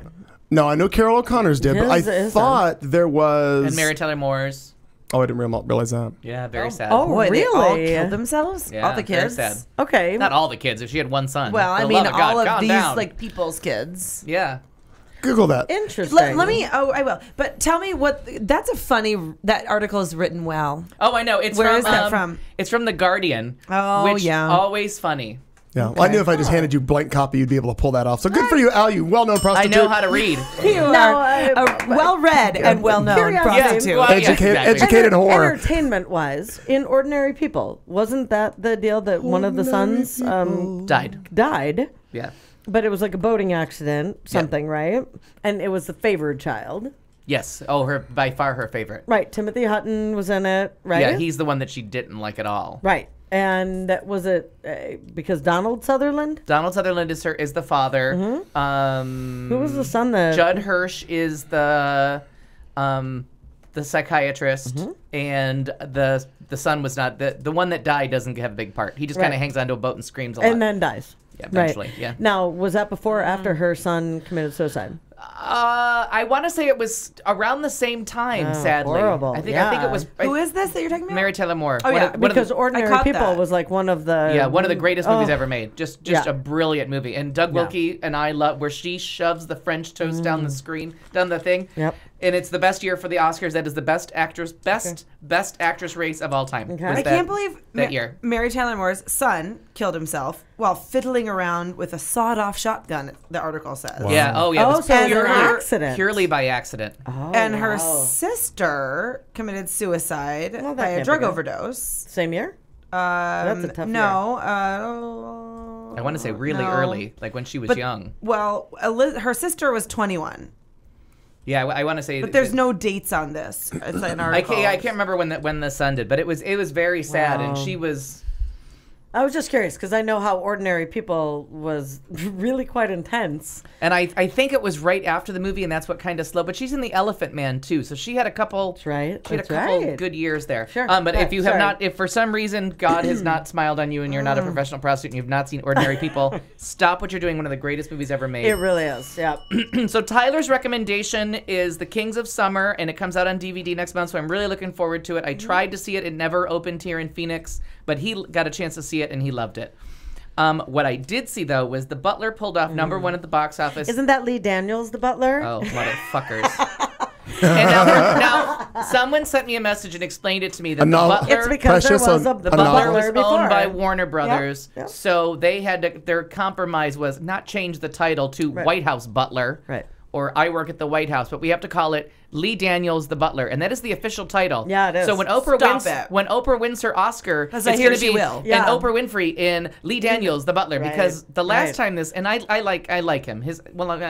I like him. That's a nice way to say it. He did The Paperboy, which I talked about earlier. That's right. Yeah. I remember that. That was very interesting, and he did Precious, but the real name of Precious is Precious, based on the novel Push by Sapphire. Right. So every time at the Academy Awards they brought that up, they had to say the full title, and it just annoyed the fuck out of me. That was fantastic when Molly put that on your Oh, yeah, because she knew exactly where I was going. So I refused to call it Lee Daniels the Butler. Yep. That was very funny. It's a solid B movie. Oh, okay. Like score-wise, not like a B not like a B horror movie like Joan Crawford starred in the end of her career. It's a crowd pleaser for sure. It's definitely one that you don't have to think your way through. It's a love story. They lead you through. Oh, they lead you hook, line, and sinker. If you like Steven Spielberg, this is your movie. There is nothing that's not foreshadowed with a giant black crayon that says "cry here, intentional laugh racism." Here. Yeah. My parents saw it on their anniversary, and they were like, maybe this wasn't the most romantic movie we could have seen. Okay, that's what they kept pushing on The View. Was it a love story? Love story. It is. My folks didn't get love story. It's a very effective. Well, my mom said it was. She was sad. Oh no, it is. It's very sad. Okay. It's a lot of different things set to racism in America, and I always like to remind. Bye, Donnie. Oh, bye, Donnie. Intentionally Have racist. a great night. I always like to point out to people, because there's always those ignorant fucks that you run into that were like, why are they complaining about slavery ended in the 1800s? Okay. No, the Freedom Riders were in my lifetime. That's within while I was alive, the Freedom Riders. And so the Freedom Writers is something completely different. In my lifetime. Also a good story. Yeah, good story. But the Freedom Writers is American history and a tortured time of American history. And so there is a lot of... there's a lot of racism happening right now. Yeah, right now. Since they just... Hey, how about in Ahwatukee when the president came here? Yeah. Lots of racism happening. Really? And the fact that the voters' right bill, which is what this movie is about, was just ruled unconstitutional. I can't even talk about it. In the year of our Lord 2013. Thanks, Izzy. Yeah. But very good. But the amazing part of this movie, and I stayed for all the credits to see where Oprah fit in. Okay. Like, how did she get into the role of a lifetime? Because really, the movie is It's good. It's like The Help good. Like if you liked The Help, this is your movie. And I did. Yeah. I loved The Help. You see everything coming. There's no surprises. Yep. You know it's in the pie about an hour before it comes in the pie. Like, But it's fantastic. great that to see delivery. anyway. Exactly. Yeah, It really is. Like those kind of movies, sometimes you like to be led by the nose to the next scene, and I'm good with that. I'm Yeah. okay with that. Exactly. Yeah. Steven Spielberg's a big director. He makes a lot of money because he makes those kind of movies. Yeah. So it's that movie. So I'm a little disappointed that it wasn't a little more interesting. Did But Steven Spielberg do this movie? no, but I didn't think It's so. similar. But The Color Purple is the last time someone beat me over the head and told me, like, I'm going to put About a crying... race. Oddly, Oprah was in it. Yeah, but I'm going to Yes. put a crying child right here to make sure that you know this scene is sad. Yeah. And now I'm going to put a puppy in this scene to make sure, you know what I mean? I don't like that kind That, of you know, directing. Michael Vick did not have anything to do Yeah, with that this kind movie. of directing makes me nuts. Right. But- Yeah. So, and it's a shame because he did Push, based on the novel Sapphire by Precious somebody, or somebody. yeah. He's done a couple movies that are interesting, and this is really his attempt, I think, to go mainstream. So I'm a little disappointed. But did you hear why his explanation? I mean, never do want you to hear see that Stay or true no? to your art. But I want to get to the good part because I'm being kind of negative. Okay. Is that Oprah Winfrey, and you know I can't stand Oprah Winfrey. Yeah, She I drives me know. I fucking was nuts. surprised when I Oh saw my God, that. this Yeah. woman I love her so much. can I do too. act. Like, this is... Well, she's acted like Oprah forever. Oh, I know, but this is not. She is not Oprah. Yeah, she puts away all the Oprah-isms. God, I love her. There's a couple I do, too. problems with some anachronisms here and there, but oh my God, she just out of the park. But and did by you the end not of it, think you're Color like, there was Purple a that she was butler. amazing? Everybody in The Color Purple is the only person that's bad in The Color Purple is Steven Spielberg. The only thing wrong with that movie is the horrible directing. Absolutely horrible directing. Someday I'll see that movie. It's Me too, very baby. good. Every person in it gives a great performance. They just have a shitty director at the helm. That I mean, he's such a good director, but he just wants to be liked. I just feel like Yeah, I Steven remember Spielberg you said stands that. in He's front like, of the screen everyone going, love me. like me, and that's what I felt like this movie was. He's Cher winning it. So no. here's what was really neat. Oprah was, But so she has no production credits. She's not an executive producer. Oh, no. She's Yeah. not a No. producer. She's no money backing. She's not an executive. They just cast her. She just read this script Yep. and thought, "Oh, bitch, this is I want mine." that. Yeah. That it is one of the best written parts for a woman I have seen. She gets every Really? possible color. I talked about 42 earlier Yeah, in the year where they that's like right. had to make him perfect. Yeah. There was no shades to the character in 42. He had to be almost a saint. This character, and the butler has his dark side. The son is a great performance. Great That's performance. I can't Yeah. wait. The son I wanna is see it so amazing. bad.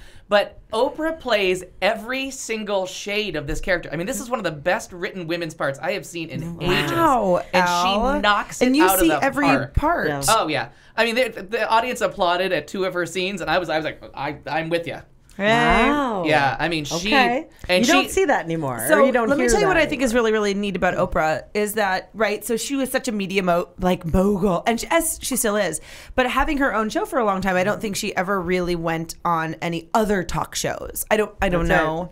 if she did. Oh right, but- and she's a complete whore for this movie, Oh, and yeah. for good reason. 'cause Yeah, she wants that Oscar, Yeah. and yeah, I'm she all does. for it. Yeah, But she was just on Andy Cohen's late Yes, night Bravo and I didn't show. get to see it. Oh, And I And- heard it became very uncomfortable. Well, there was one part that Yeah. did, but Kelly was like recorded it because she watches it anyway, Okay, and probably yeah. Erin loves it as Yeah. well. And she was like, "Oh my god, you have to watch this." I never watch it, and she goes, Yeah. "You have to watch this Oh my with God, it's me hysterical. because Oprah's on." And the cool thing, and I was like, "What the fuck?" Oprah's doing random Bravo, Yeah. Andy Cohen late night, but then I had to retrace and go. Andy Cohen basically owns Bravo, so it's not like he's some Yeah. schmuckatelli Oh, like right, TV yeah. host. Like Yeah. he's like owns the Ooh. station. and not only that, but they're all. Jeff met her once. Very gracious person, he says. Oh, I don't. I love I don't think. it. No, God. but I love hearing that because Yeah. we got to see her for her last The Oscars. Oscar broadcast from the Kodak Theater. Mom and I did. And You were there? Yeah.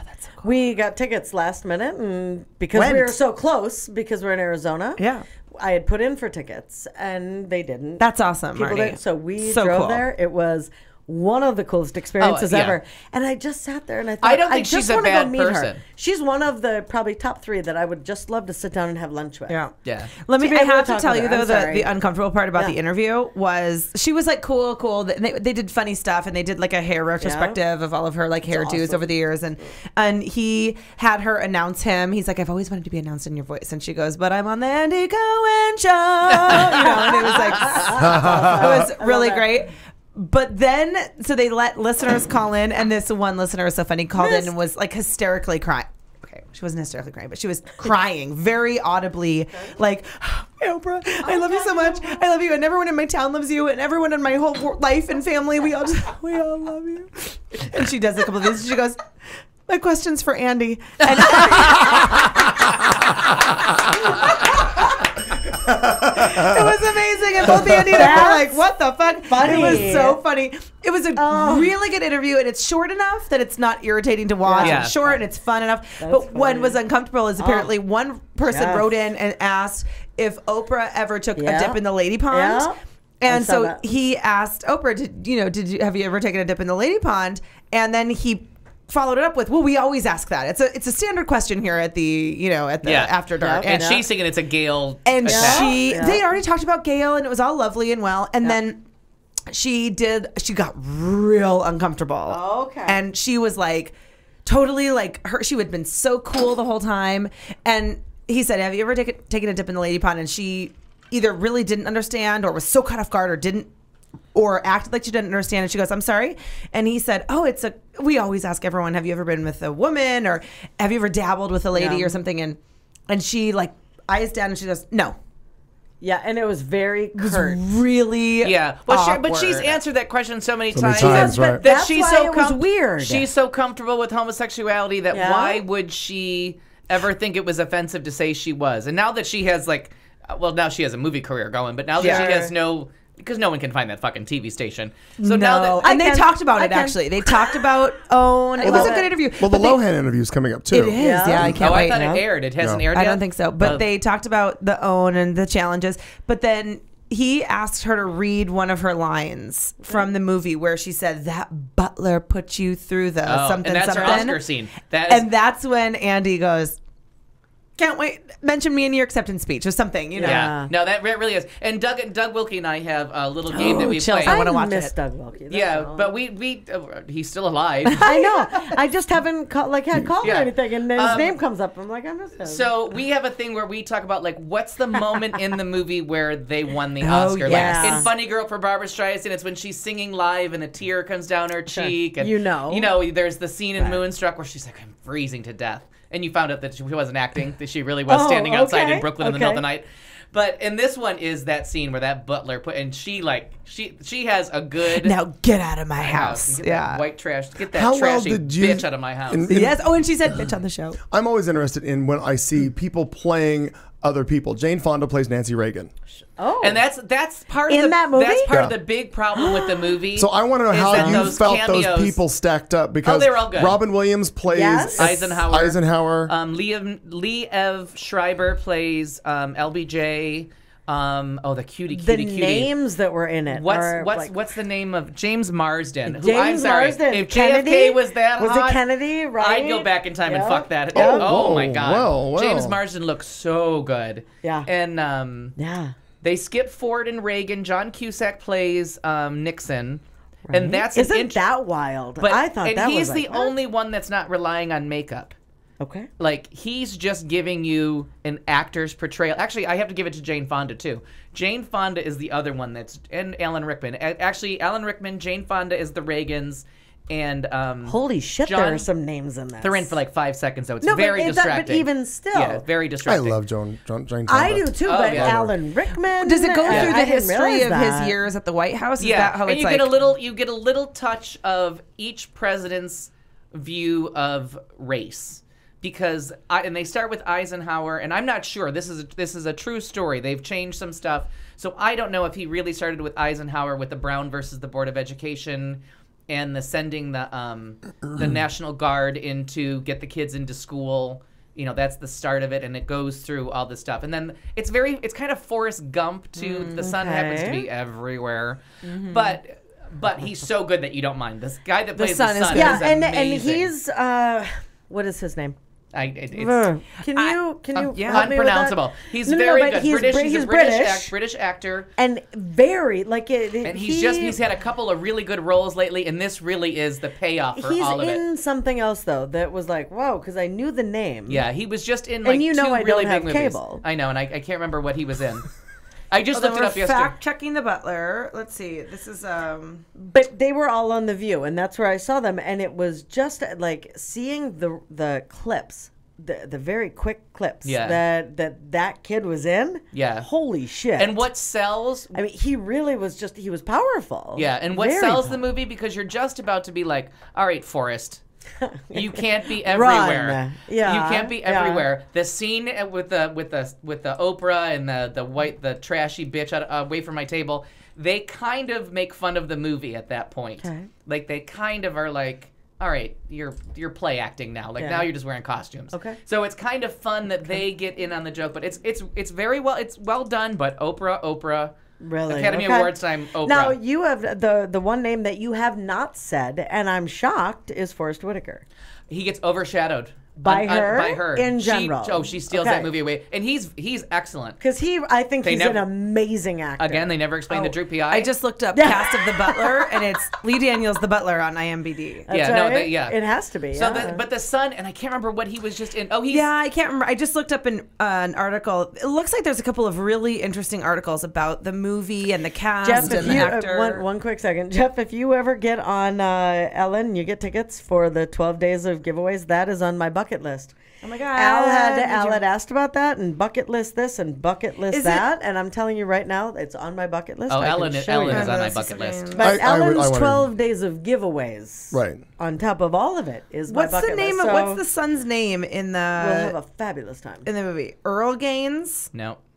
Cecil Gaines is the dad, right? Because they have him at many different ages on here. Yeah. Oh, it might be. Or not. I think it's Earl. And now the son.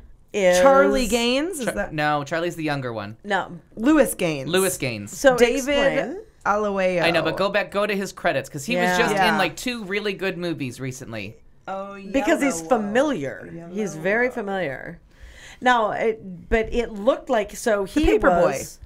Well, yeah, he's in the Paperboy, and then he breaks out because he's playing and Lincoln. He's got the good part in Lincoln. Okay. But in the Paperboy, he has. Well, I can't give it away, but he has a Reacher. Also, yeah, he's got there's a really funny part in the Paperboy that kind of gives away a little bit of the plot if I tell you what it is. Okay. But he has a really funny. That's he how also I knew has a pretty white wife. Like we all do. Well, so do I. So do you. We're going to have a new section called Big Huge Movies That Flopped. And what we're learning this summer is to make big huge movies that flopped. We should have an acronym. We need one. Because there's they keep making these I probably giant didn't see $100 to $200 movies that keep work. bombing all over the place. After Earth, The Lone Ranger, Elysium. I mean, they're all going to make their money back overseas. Everybody's overseas is the big new market.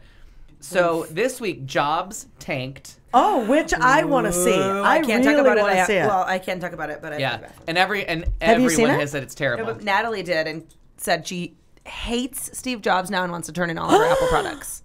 Oh, she said he's such an a-hole. Yeah, I guess. Now, someone said in the book, in his autobiography, we're moving. You dropped something. Well, we're moving. Could someone clean the carpet? In the autobiography, I guess he comes across as really negative, and in the movie, they paint him. Could you fill this with ice while you're out? I can't leave my own segment. I'm very important to this segment. So, I guess in the book, he comes off as a very negative. One very, very important thing. Harrison, yes, it is in LA, and I swear to God, I would do anything. I'm a well-known prostitute. She's at the Paramount. Is she at Paramount Studios? I don't remember. I will look that up because I feel like she's in a place that starts with a B. Burbank. Well, she's in Burbank, right? But I thought she was at Wherever Paramount. I think she was at Paramount Studios. Yeah. So I mean, sorry about that. No. But Thanks, I always say, like, once, and I would go see anything, but I've seen a TV show taped. I saw the Letterman show taped, and it was one of those things where I was like, all right, I've seen that now. Okay. You know what I mean? Like, yep, done that. Yeah. Yeah. No. And the Letterman was just too cold. They didn't prepare me. Oh my God! You got to bring like a million layers of clothes. He refers to that a lot during his show. He's like, it's cold like the Letterman show. I guess I've heard that, but I guess I didn't realize that. So in other words, that would be it was freezing outside. It was like -20. That's why we got in because all the tourists had left New York. They so it was like, too fuck cold. that, I gotta go. So we were going in to get a little bit of warmth, and they had held us. They were nice enough to put us inside a theater to wait, because usually you wait on the street, but it was too dangerous because like trash cans were flying, and it was actually like a little bit of a hurricane in the winter. So they moved us inside, but when we walked across the street, we were all freezing. I mean, it was freezing. So then to go into somewhere and be even colder, I was like, not colder, but you know what I mean? You're sitting there, we never warmed up, we never got comfortable. I'm like, this is a miserable experience. Okay. Like, I get it, but just tell me. Because you couldn't take your coats in, you couldn't bring your bags in, there was all kinds of rules. It sounds like the NFL now. Right. Yeah. But I'm just going to point out too, Harrison, I'll inclement weather, I don't care. But I would go. I mean, I would certainly go. I just wouldn't go out of my way to go. Like, if somebody said, hey, I've got tickets, I'm in. If somebody said, can you be here by 5? But I'll find a fucking way to get there. And it's worthless to go on and on. But the biggest bomb of the year is a movie with Harrison Ford, Gary Oldman, and the hot brother of Captain America, the even hotter brother. His name is like something Evans, Liam Evans. But anyways, Captain America's hot, but it turns out he's got a much hotter brother. Really? Oh, really? He might play Thor, perhaps? I don't know. But it's kind of the end of his career because this Where's Katie June to look? This Paranoia movie was the biggest bomb of the year. It was the lowest grossing, wide opening movie of the year, and actually for quite a while. So they're saying it's kind of the end of his hope to ever have a career outside of his Thor gig. Oh, yeah. Okay. That's sad to have one movie. Yeah, well, it's kind of like just like be a total bomb. And I can't remember who it was a couple of weeks ago that I was like, and with that bomb, this guy, Armie Hammer. His career's over. Like he sunk like not 2 Arm or 3. and Hammer. No, it's very different. I thought we liked Armie Hammer. We do. He's very hot, but Superman. But no, he's not in Lone Ranger. Superman. Lone Ranger. But the problem is like they're trying to put him above the title, and he's going to have to go the character actor thing, which there's not a lot of character work for somebody who's 6'2" and unbelievably gorgeous. You know what I mean? Like, you're not going to disappear into a lot of parts. That's why for a well-known prostitute there. Well-known By prostitute. the way, Katie June, you may have missed this, but that's why I'm not in a lot of feature films. That's why I'm not either. And I knew that. I'm too tall. Is that your and too beautiful? So is that your wrap on your entertainment? No, segment? no, not at all. Oh, you got more? We talked about Oprah for the whole thing. Yeah. Yes, go. And I love entertainment. And I have because I only have one thing to add to it, but I want you to exhaust your stuff. No, go ahead. Because mine is minimally interesting to any of you. Go ahead. In 1979, I was 9 years old, and there was a wonderful movie that came out that I absolutely loved, and it just has been in my mind. I've got the original soundtrack on vinyl, as does Al, have most everything. It was released this week on Blu-ray and DVD, completely redone. The original Muppet movie me too. came out, and I haven't bought it yet, but I'm very excited to buy it because I just think I want to buy it too. I'm so fascinated by the making of that. Not just because so you're it's really a kid hoping movie. for a lot of Easter eggs in there is what they're called. Right. So what they've got in there is Jim Frawley's extended camera test in '78 of how they were going to film the scene where Kermit is first shot in the swamp, where he first shows up. The very first shot? Yeah. Right. There's an extended camera scene for that. There's all kinds of different little things, teaser or trailers and all kinds of other little things that are on the DVD. However, I wanted to give you a list of, because it's crazy to forget how many major stars made cameos in that movie back then. Because as you recall, the story is that the Muppets are trying to get to Hollywood. They're traveling cross country and they meet all these crazy characters, yada, yada, yada. Just a few of the names who make cameos in this movie. Now remember, this is '79, so many of these great people are gone. Edgar Bergen and Charlie McCarthy were in that. Milton Berle, Mel Brooks, James Coburn, Dom DeLuise, Elliot Gould is in it, Bob Hope, Madeline Kahn, Carol Kane, Cloris Leachman, like Steve Martin, Richard Pryor, Telly Savalas, Orson Welles, Paul Williams, and it goes on. It's amazing. John Denver. I am very Paul curious. Williams isn't so much of a cameo as he is the Academy Award nominated songwriter and winner. That's true. Nominated That's for that right. movie, but won for Evergreen with Barbra Streisand. That's right. But just I'm fascinated by how they make. I was fascinated by the Muppet Show, how they make all of these characters, because obviously they're all filming them with they're up like this and they're on a set. CGI wasn't invented yet. No, so. CGI wasn't invented.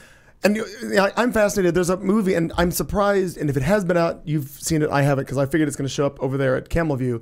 There's a movie, a documentary out called "I Am Big Bird" about Carol. I forget his last name. Carol has been Big Bird since the beginning. Yeah, I can't think of his last name. my God! And Wow, it's same person. fascinating to see how they do it, because I always wondered how they did that puppet, and then I found the documentary. No, he literally stands like this, and he's filmed from the armpit up. Right. Yeah. So you'll notice that one of Big Bird's arms never moves. I think Big Bird's right arm never moves, and only the left one, because he's got one arm up to do the beak, and the other one is just the arm. Sure. But anyway, I'm very curious to see how well when they because like when we saw when they redid A Wizard of Oz, you can see every hair on every person. It's insane how they restore Plus it. you get that charming song. I love that song, The Rainbow Connection. Well, there's so many cute songs. Come on. That song is so good. Who's going to be upset with a bear and a frog driving a Studebaker across country? Well, and a frog that loves a pig. Sure. Well, there's a Come on. So anyway, We just saw something. We went to see Planes. We took Palmer to see I do want to Planes see that. Planes. I want to see on that. Saturday. I We don't know didn't what that actually is. make it. It's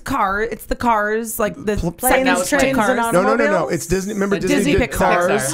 They did Planes. Yeah, Disney? and well, here's the bummer is that I was like kind of into it actually, and was like kind of invested at the story by this point, and I wanted to see how it ended. And Kelly leans over and says, "I think it's time to go." I think it's time to go. Palmer had been walking up the stairs and down the stairs and up the stairs and down the stairs and up the stairs and down the stairs. And I'm like, I think she's fine. And she goes, no, she's sliding down the stairs on her stomach. And I'm pretty sure she just ate something off the floor. And you were like, well, I've done that before. Well, you can take her home. I'll find my way. I was like, I have to see the ending. Oh, and were you at Christown? No, we had a better showing at the cheap movie theater. Well, cheap, but at the regular, we took her to the nice Esplanade. Oh, yeah. And I thought it would be nice. You could sit in the chair, and there were too many things to look at. Oh, and too many stairs to climb. A lot going on. Wow, that's a lot. Yeah. Anyway, Anyway. the good thing is for those in the Phoenix area, if you haven't been yet, the Esplanade doesn't show a lot of children's movies because they're not child friendly. No, but it's nice to have a movie so the adults can go see a movie that they like with the that. kids. But they had a preview for the Muppets, and I feel like it was not the re-release of the Muppets. It was the Muppets 2. The Muppets is the sequel that Jason Jason Segel. But then there's another new one. No, but the Muppet. He's talking about the original one finally being I released. know the original Blu-ray. one, but then there was. But it then wasn't being Jason re-released Segel in was in one, theaters. but now there's like. They were talking about a new one. There's a sequel to the Muppets that came out like a year or two ago. And I saw it. In 11, there was a Muppet called The Muppets. Because there was a preview. Because Jason Segel, Jason Segel is obsessed with the Muppets, and he is happy to take on the tradition. Was it that he wrote it? He wrote the music. It? He got Disney to bring them back. And it really, but seriously, I like the waste of time that it was a beautiful waste of time as far as I'm concerned. Oh no! Anytime you have Fozzie Bear and no, very well. That was very well received. Yeah. It's insane how they make it all happen. It's crazy. Yeah. Jason Segel he's the How I Met Your Mother, which is my new favorite show in syndication. Oh, very funny. By the way, So one amazing. of the guys, Minnesota. We'll tell you a story about the Minnesota Vikings. Apparently on it. Tammy Bobs told me about that. I still have never seen that, but it's a very funny it's a good show. But it's a good one to watch in sequence because they finally are going to reveal either they did at the end of last season or they will this season. How who the mom is. I already looked it up. Yeah. I got antsy. And, you got antsy. One episode in. A sad note about another person who has taken their life being in Hollywood.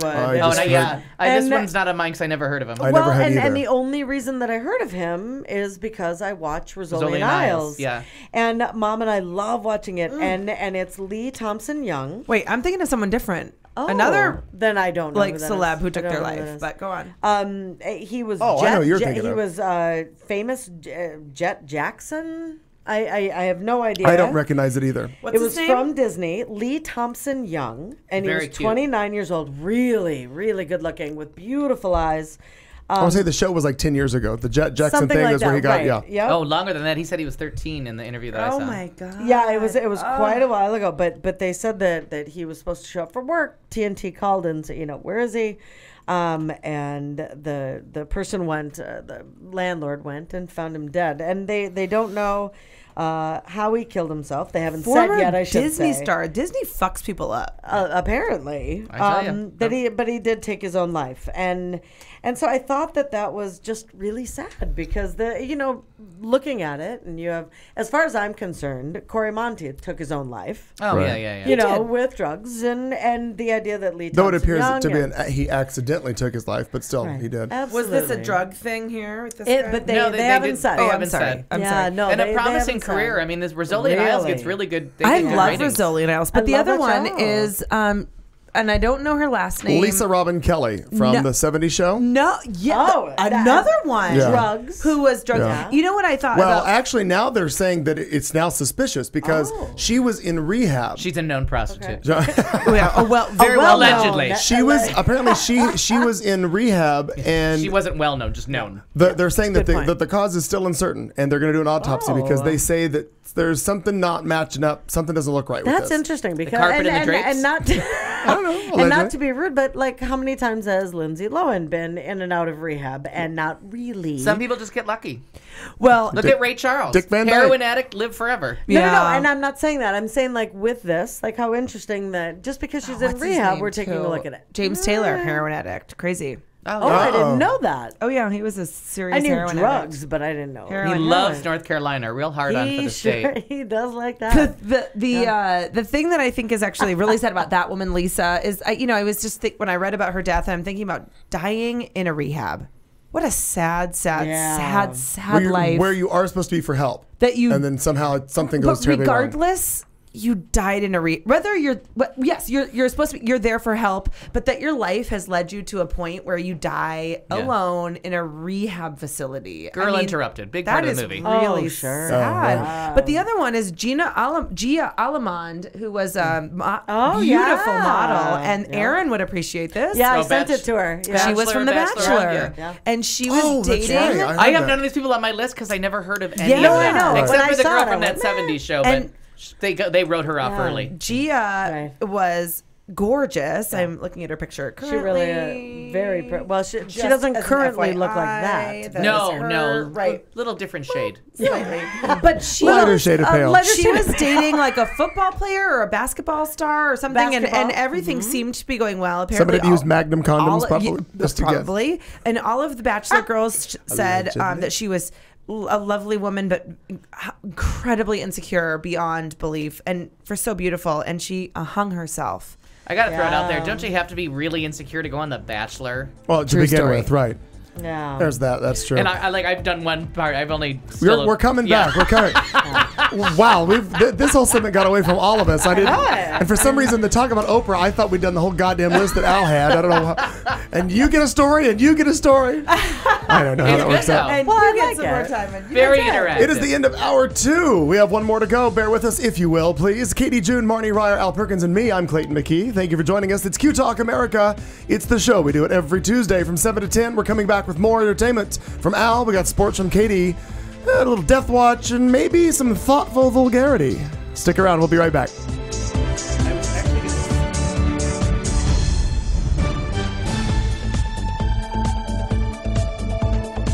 You've been listening to The Show on Q Talk America.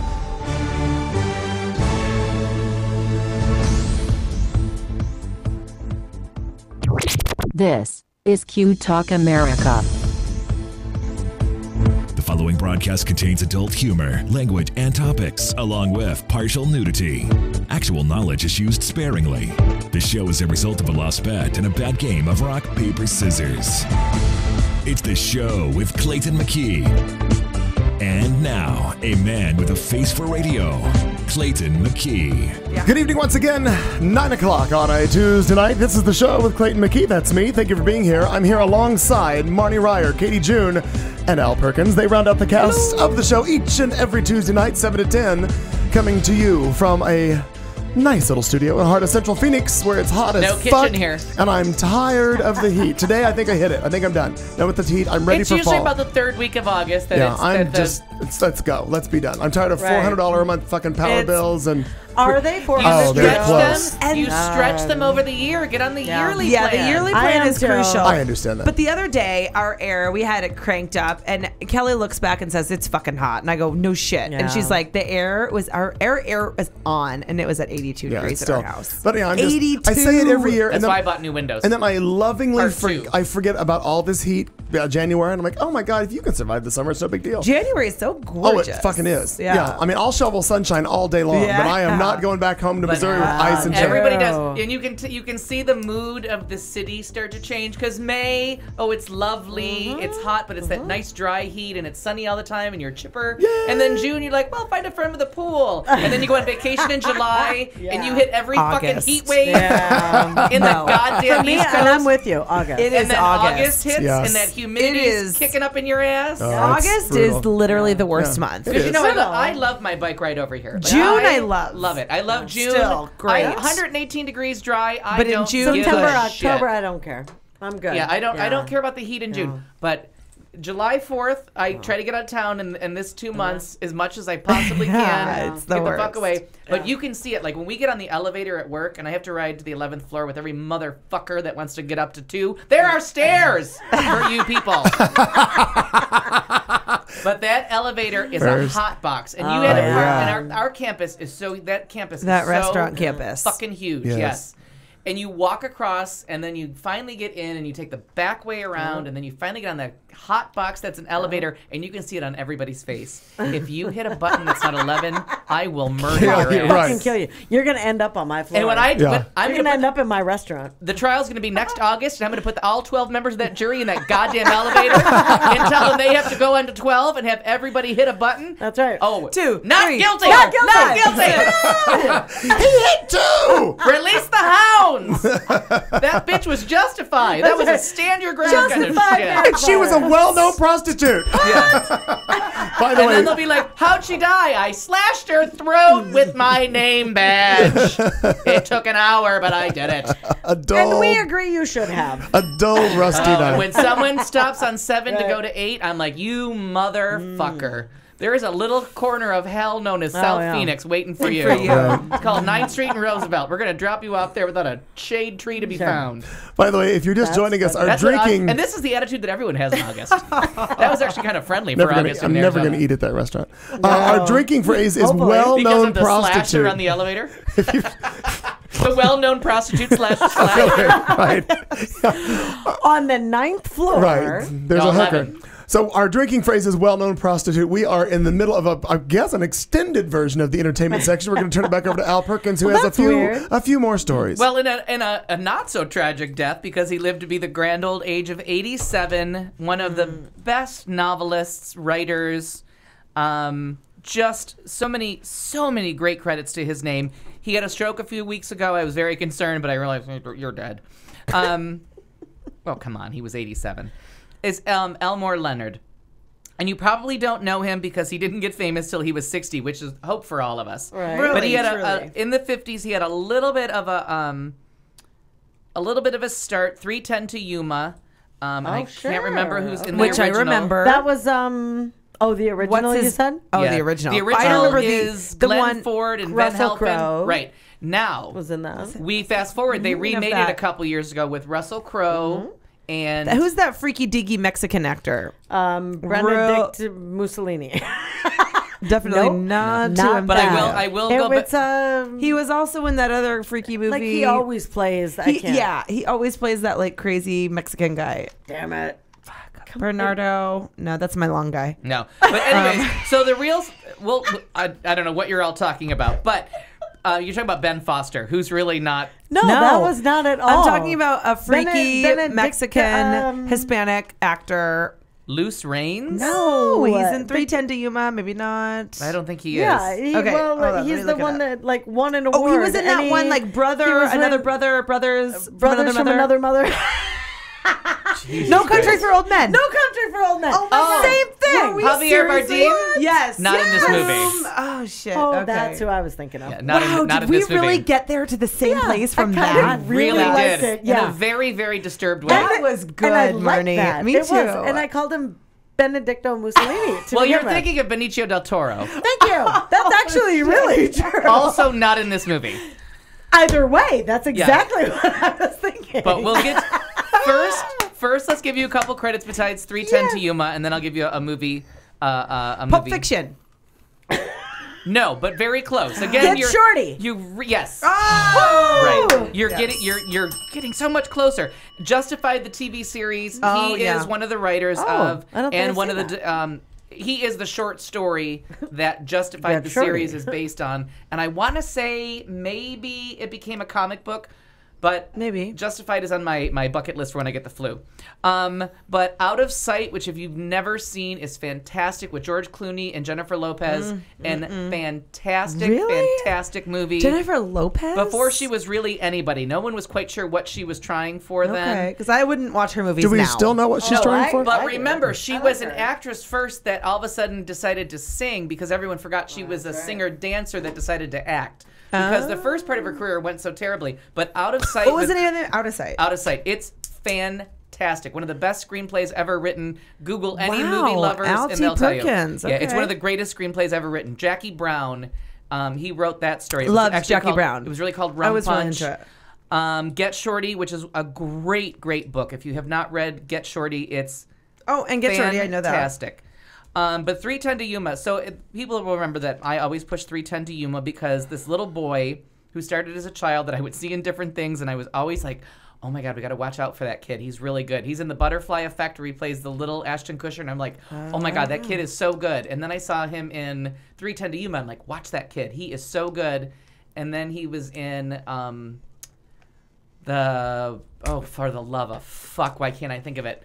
Wallflower. What was that movie called that I love so much? Oh, the Perks of Being a Wallflower. He's the cutie, guy. patootie, the star of The it. guy. And my nipples got hard thinking about the movie. The Perks of Being a Wallflower. So if you have not seen Jeffrey Lohan or whatever his name is, because my IMD just went dead, fantastic. Yep, internet. Yeah, it just died. Kick the bucket. But Elmore Leonard, just a great soul, and he died. And he got famous at 60. He had a little bit of a career in the 50s, and then everyone thought he was an asshole. And then he came back at 60 and he got discovered again because all these people had been reading his novels, and then they all became movie people. So fun times. Well, except for he's dead. That's not so fun. But a good long life. And let me think. The rest of my list is quite short after that. True Blood season finale. Do you watch True Blood? I never remember. I don't. Okay, so True Blood ended, and, you know, they keep teasing us with Eric's penis for like 5 years now. It's all been about, are we going to see Alex Skarsgård's penis? Are we going to see his penis? Are we going to see his penis? So they said we can't give away anything about the ending, but you finally get to see it because, you know, that is just straight porn. True Blood that's is what I hear. just porn. I need to get into it. And it doesn't matter if you're into men, into women, into Is there vampires, is there a whites. fork in it? Yeah, whatever you're Okay. into, this is your porn. Okay. There's girl-on-girl action, man-on-man action. I love it. I love everything about Joe it. Mangiello. love everything about it. Oh my Listen to you. God. Everyone on the show is fucking hot, and they're always naked. But they I'm never... a well-known prostitute, and I really... And they're famous for cutting off the shot just before the pee-pee. I'm like, come on, you're HBO. Show us a little penis. Yeah. But Alex Skarsgård, so goddamn hot. Was And in then what? they've been... Was in what? The movie that you just saw. You just saw the movie about the little girl. The little girl Oh, and the yeah. divorced Oh, yeah, he parents. was hot. He's What hot. Maisie knew. Yeah, no, he's a hottie. Peter Skarsgård is Thank his you. father. But Alex Okay, I know that Skarsgård is name. younger, Okay. tall, Younger, thin, tall, blonde. Being the son, He's I'm hot. gonna Yeah, he's hot. And he's assume that, beautiful. but- So he's played the beautiful Eric, perfect casting. The rest of the casting of True Blood from the books was a little honky, but they saw that guy in something and were like, "Oh, you look exactly like Eric from the books." Yeah. So the nudity was way overrated. Is that like Jenny from the block? There was no pee-pee there. There was no penis? Eric from No. the After book? all of that. It was a literally, I'm not lying to you. It was a helicopter shot of him crouching. Come on, people. so Crouching? It was What does less- that mean? Was he pooping? No, or well, he was crouching, but there was no penis shot in this. But the end was excellent, and what they're doing. But it was like a because naked body, and he was just... he's crouching down. So That stinks. but the ending was excellent, and what they've done, because everyone is stealing. Like even Shark Week stole from the guy from Bravo, Andy Cohen. Everybody's stealing now from what works. True Blood has decided they're going to go the way of The Walking Dead. It's now going to be The Walking True Blood. What does that mean? They set it up where there's walkers. All of a sudden, there's vampires that are the undead, and now they're walkers. I mean, my it's just God. craziness. Yes, I literally am like holding my breath for True Blood. I can't, or not True Blood, Walking Dead. Yeah. Cannot so wait. if season 5 or whatever it was just struck you as what the fuck is this, they brought it back. True Blood got good again. Just skip whatever the last season was and watch the season that just ended on Sunday. It was very good. Frank Darabont from The Walking Dead and Shawshank Redemption and The Green Mile has a new series for TNT called Lost Angels. I'm sure it's amazing. Based on a story called L.A. Noire, and John Bernthal from The Walking Dead, Shane, hottie, great actor. He's the lead, and Jeffrey DeMunn, who was the guy that sat on top of the trailer and watched for walkers. Oh yeah, the old guy. Who's the guard from The Green the Mile. old guy. Yeah, he is the old guy. All right. He brought them back because he always works. Jeffrey DeMunn is in every movie that he makes. So cool. So a new movie. What did you say? TNT, it's a new Or a new series show? on TNT, and they're doing it like The Walking Dead. You get 6 episodes. If it's a hit, it stays. If it's not, then it ends when it ends. It's going to be a hit. It's going to be a hit. He's really good. I'm gonna be the number 1 fan. I can already He's tell made you. 2 movies, both nominated for Best Picture. I mean, this guy Can't wait. Yeah, and they fired him. Hashtag can't wait. NSYNC is Hashtag rumored to be well-known prostitute Not rumored, waiting for that show. They clarified that it will happen. What time did they clarify? Because as of like 6:45, it was I'm still a gonna rumor. Tonight? Yeah. Right? Oh, shit. no, Google's- they oh had wait, said hold on. earlier today on CNN. Nope, still just a rumor. I left at 6:05, and it was still a rumor. Oh my god, The- NSYNC reunion. Justin Timberlake was going to show up. Natalie Cianciola is going to crap her pants. Yeah. Now Yeah, it was again, a this big is deal. another one of those boy bands. I know they sing bye bye bye and gone, and that's all I know. So maybe It on says Saturday as of or 2 Sunday hours- it'll be a hi. As of 2 hours ago, still in the works, not definitely happening. Yeah. Oh, But it's all okay. a buzz, and he needs Okay, the my publicity bad. because they're releasing. You know how they do that, where like 2 months later, after your album's been Sure, released, sure. you get 4 new songs. I don't understand it. Last thing is Orange is the New Black. My binge watching has ended. Okay. What did you think about the last episode? Ray. Fucking nominal. By the way, Now, I am a I want well-known you to prostitute. watch his face. I'm on the 3rd episode right now. And that's where it gets good. No, I know, Hold and I know on. you had said that, but I'm just letting you Hold know. on. Yeah. I'm watching it. Episode 4 is when it turns I'm to crack, watching. and you know what you end up doing? Because I did it. You stay up for 15 goddamn hours That's what- watching that's what- Orange is the New Black. Yeah. And I fell asleep at one point for 2 hours, and I was like, all right, turn off the TV, go to bed. I'm like, no, I need to know what happens next. Yeah, no, obsession. And Laura 15 Prepon. straight hours. Laura Left. Prepon, I She want to left the have sex show. with her in a lot of ways. By the way, I don't know. But yeah, no. Oh, wait. You're only on episode 3. She gets like Everybody is gets she good. not hot? She's just sex on a Sex, platter. yeah, she By the way, is. she looks way better with dark hair. Yeah, she Oh, does. she does. Yeah. And she is Yeah, I'm nerdy, gonna say hot that. librarian. Well, and the glasses. The Yeah. glasses, the Hot librarian. tattoos, the black hair, the please. prison. Oh, I'm not all about the Like tattoos. I'm gonna I don't stalk get her that. in prison. That is a spank. And I I like have sex That with is her. a what? That is a Space. spank bank kind Oh, of. okay. It is. Yeah, she I- is hot. Well, she is hot. I By got a the little way, turned on. but can I tell you my favorite? Oh my god! What about that last episode with her and the crazy Yeah, girl with the Crazy and the Eyes? girl- No, not crazy No, eyes. no, The girl, and Natasha she goes, Lyonne. "You know what I want for Christmas?" Okay, by the way, I Although haven't it's a seen little it yet. gross, but I Shut definitely it. want that to happen to me in prison. There's no giveaways there. Okay, good. Because I'm not listening. But that Crazy Eyes fucking makes me Oh, laugh. and it ends, and you don't get, because you get a lot of people's backstory. In the Okay. episode, and Jodie don't get which Foster, is very cool with the Jodie backstory. Foster directed the episode Yeah. about the transgendered person. Which which is a really good episode. Jodie That's Foster 3. insisted Oh, that I yeah. did a little reading about it. Jodie Foster insisted that, and I can't think of the actress's name. Forgive me, but she's wonderful. Oh, the actress. She's transgender. Transgender. Yeah, And yeah. Jodie Foster was completely against her playing a man. Yeah. So it The turns cool out part. she has a twin brother. Identical. And it's identical twin brother, and the twin brother played her. That's who did the fireman. That's who did the scenes as As a the man. But episode 4, that show just takes off. Really? Just make sure you have 14 hours.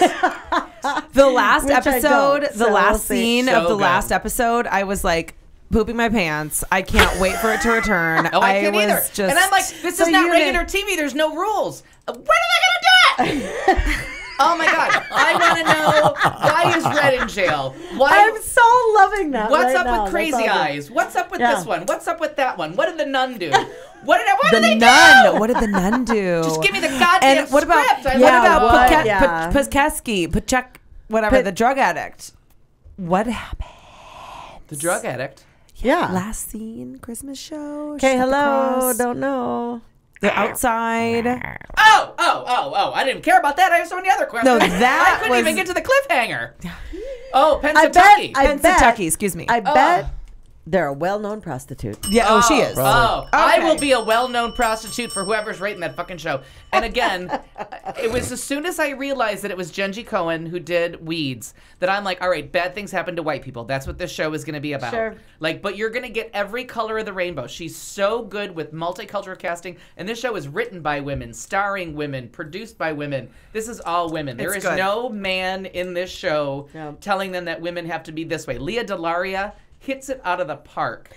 And this Leah DeLaria is my new Vanessa Williams. Okay, she so- can do anything. Talk to me who that is. Leah DeLaria, big butch dyke. Yep.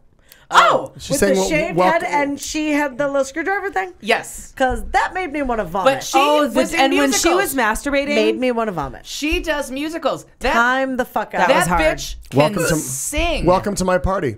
Yeah. No, that's one of her Welcome songs. to my party. I have no idea who this person is. I know. Leah I even know DeLaria, who she is. famous comedian. She was the first out lesbian comedian to ever Wait, be what's on her national name? TV. Leah Leah DeLaria. DeLaria. She Okay. was on the Arsenio Hall show, and they said she said dyke like 57 times. Really? And she was on Broadway, and they were like, "You're a comedian. You can't be a singer." And she was like, "I can fucking sing. Fuck you." Push the person out of the way because she's huge. And has a gorgeous singing voice, like really. And she's the real super dykey dyke. And that's what she said. They're like, they wrote the part, and they're like, who else is gonna play this but me? And they're like, really, we kind of wrote it for a Leah DeLaria type. Yeah. Like they actually told her that. Oh, I didn't realize crazy that. because Oh, my she God. just grossed me out. This show I is kind of was gonna hurl. crack. Oh, By the but way, she's so good that by the doesn't end. change anything. And Aaron I'm will love it. still Oh, I wanted still to love it. hurl. Wait till Aaron finds out what she does later. No, actually, she looks like She's watched so- everything but the last 2 episodes, Aaron, so that I can Oh, catch up. she already knows? Okay. Apparently. Aaron, if you're listening, the service dog. Leah DeLaria actually looks incredible. She looks beautiful. She's great in these photos.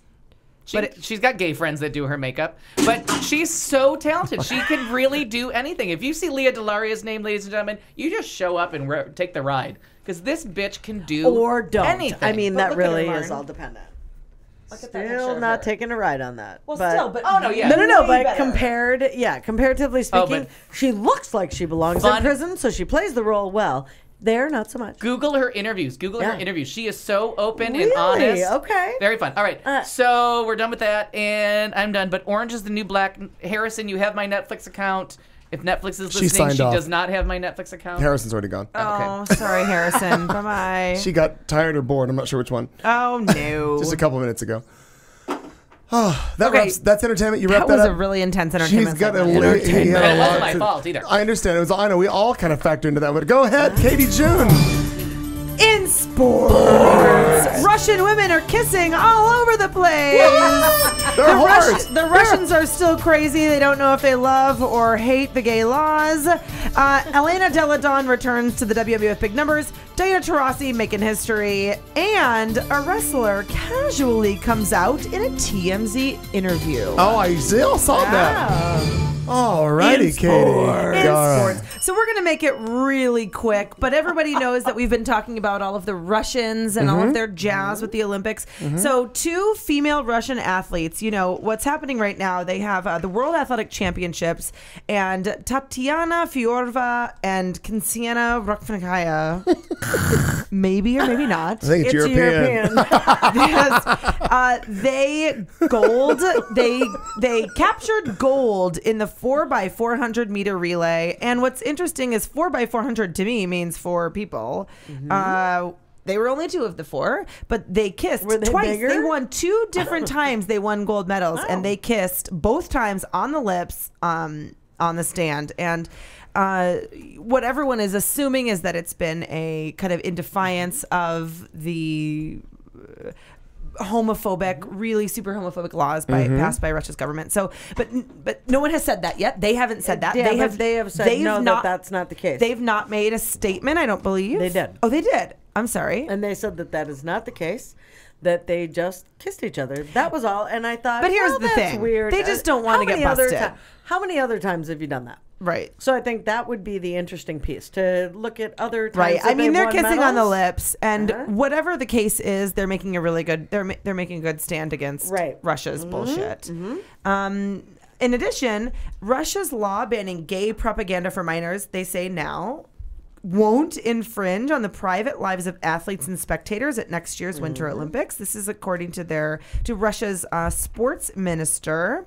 And he basically said that fans could be, they'll leave it open as to whether Olympic athletes and fans could be subject to prosecution if they make statements that could be propaganda. So they're being very wishy-washy. They're saying, on the one hand, we're not going to charge anyone and we're going to let fans and athletes do what they want. But if we consider it propaganda, then we could arrest you. So that's... We find you in a dark alley, it's over. Essentially, it's very, very scary because we know that, again, the propaganda is very vague.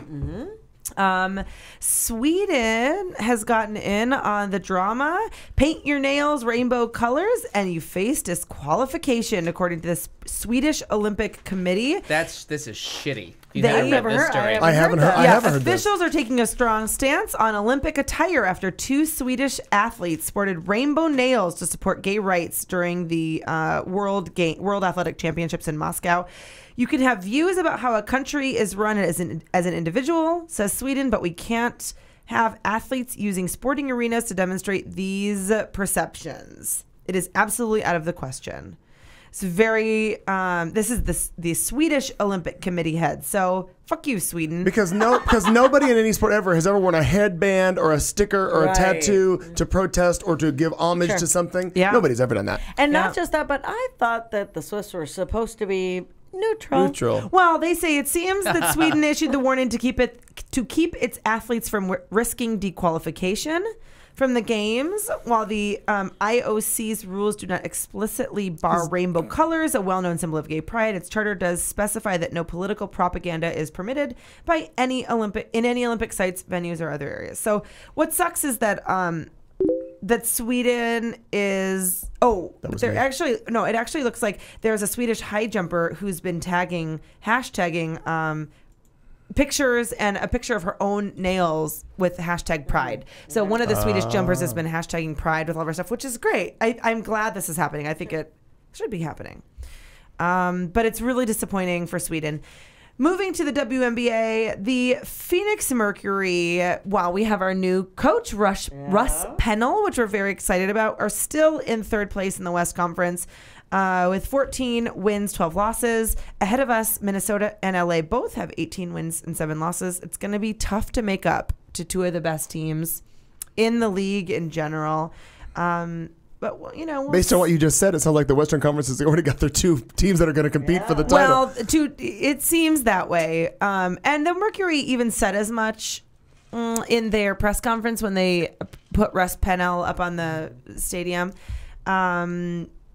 But they said, well, we have a third of our season left. We're going to see what he can do. Sure. But what we're hearing already is some reporters are already saying that Diana Taurasi and Russ Pennell are making history together, one game at a time.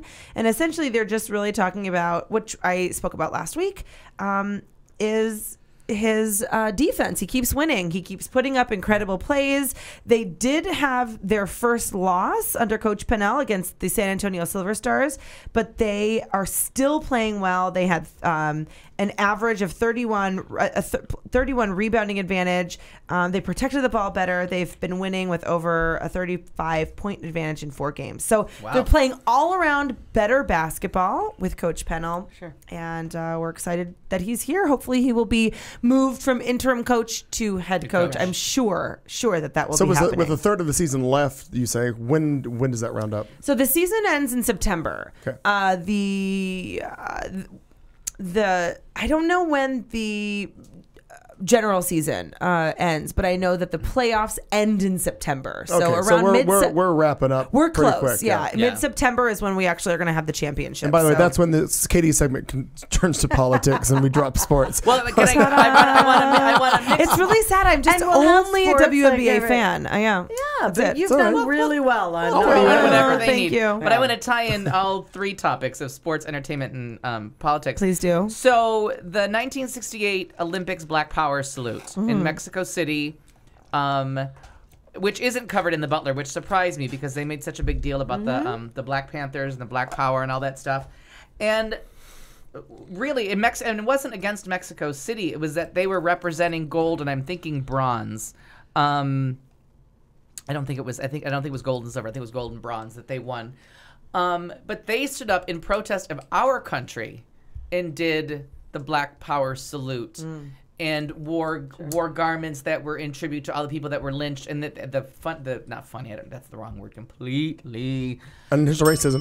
No, it is the ironic, the special, the interesting. Interesting part is that they did it for the people that weren't, because they were always killed by Christians. You know, the lynchings. Oh well, everybody's killed by Christians. Everything's a Christian. They're so great. But they said for all the unprayed for that died in lynchings and beatings and people during the Middle Passage. And I just said, and like, so they had the glove, the one glove, the power salute, the head down. They had their jacket, the Sue.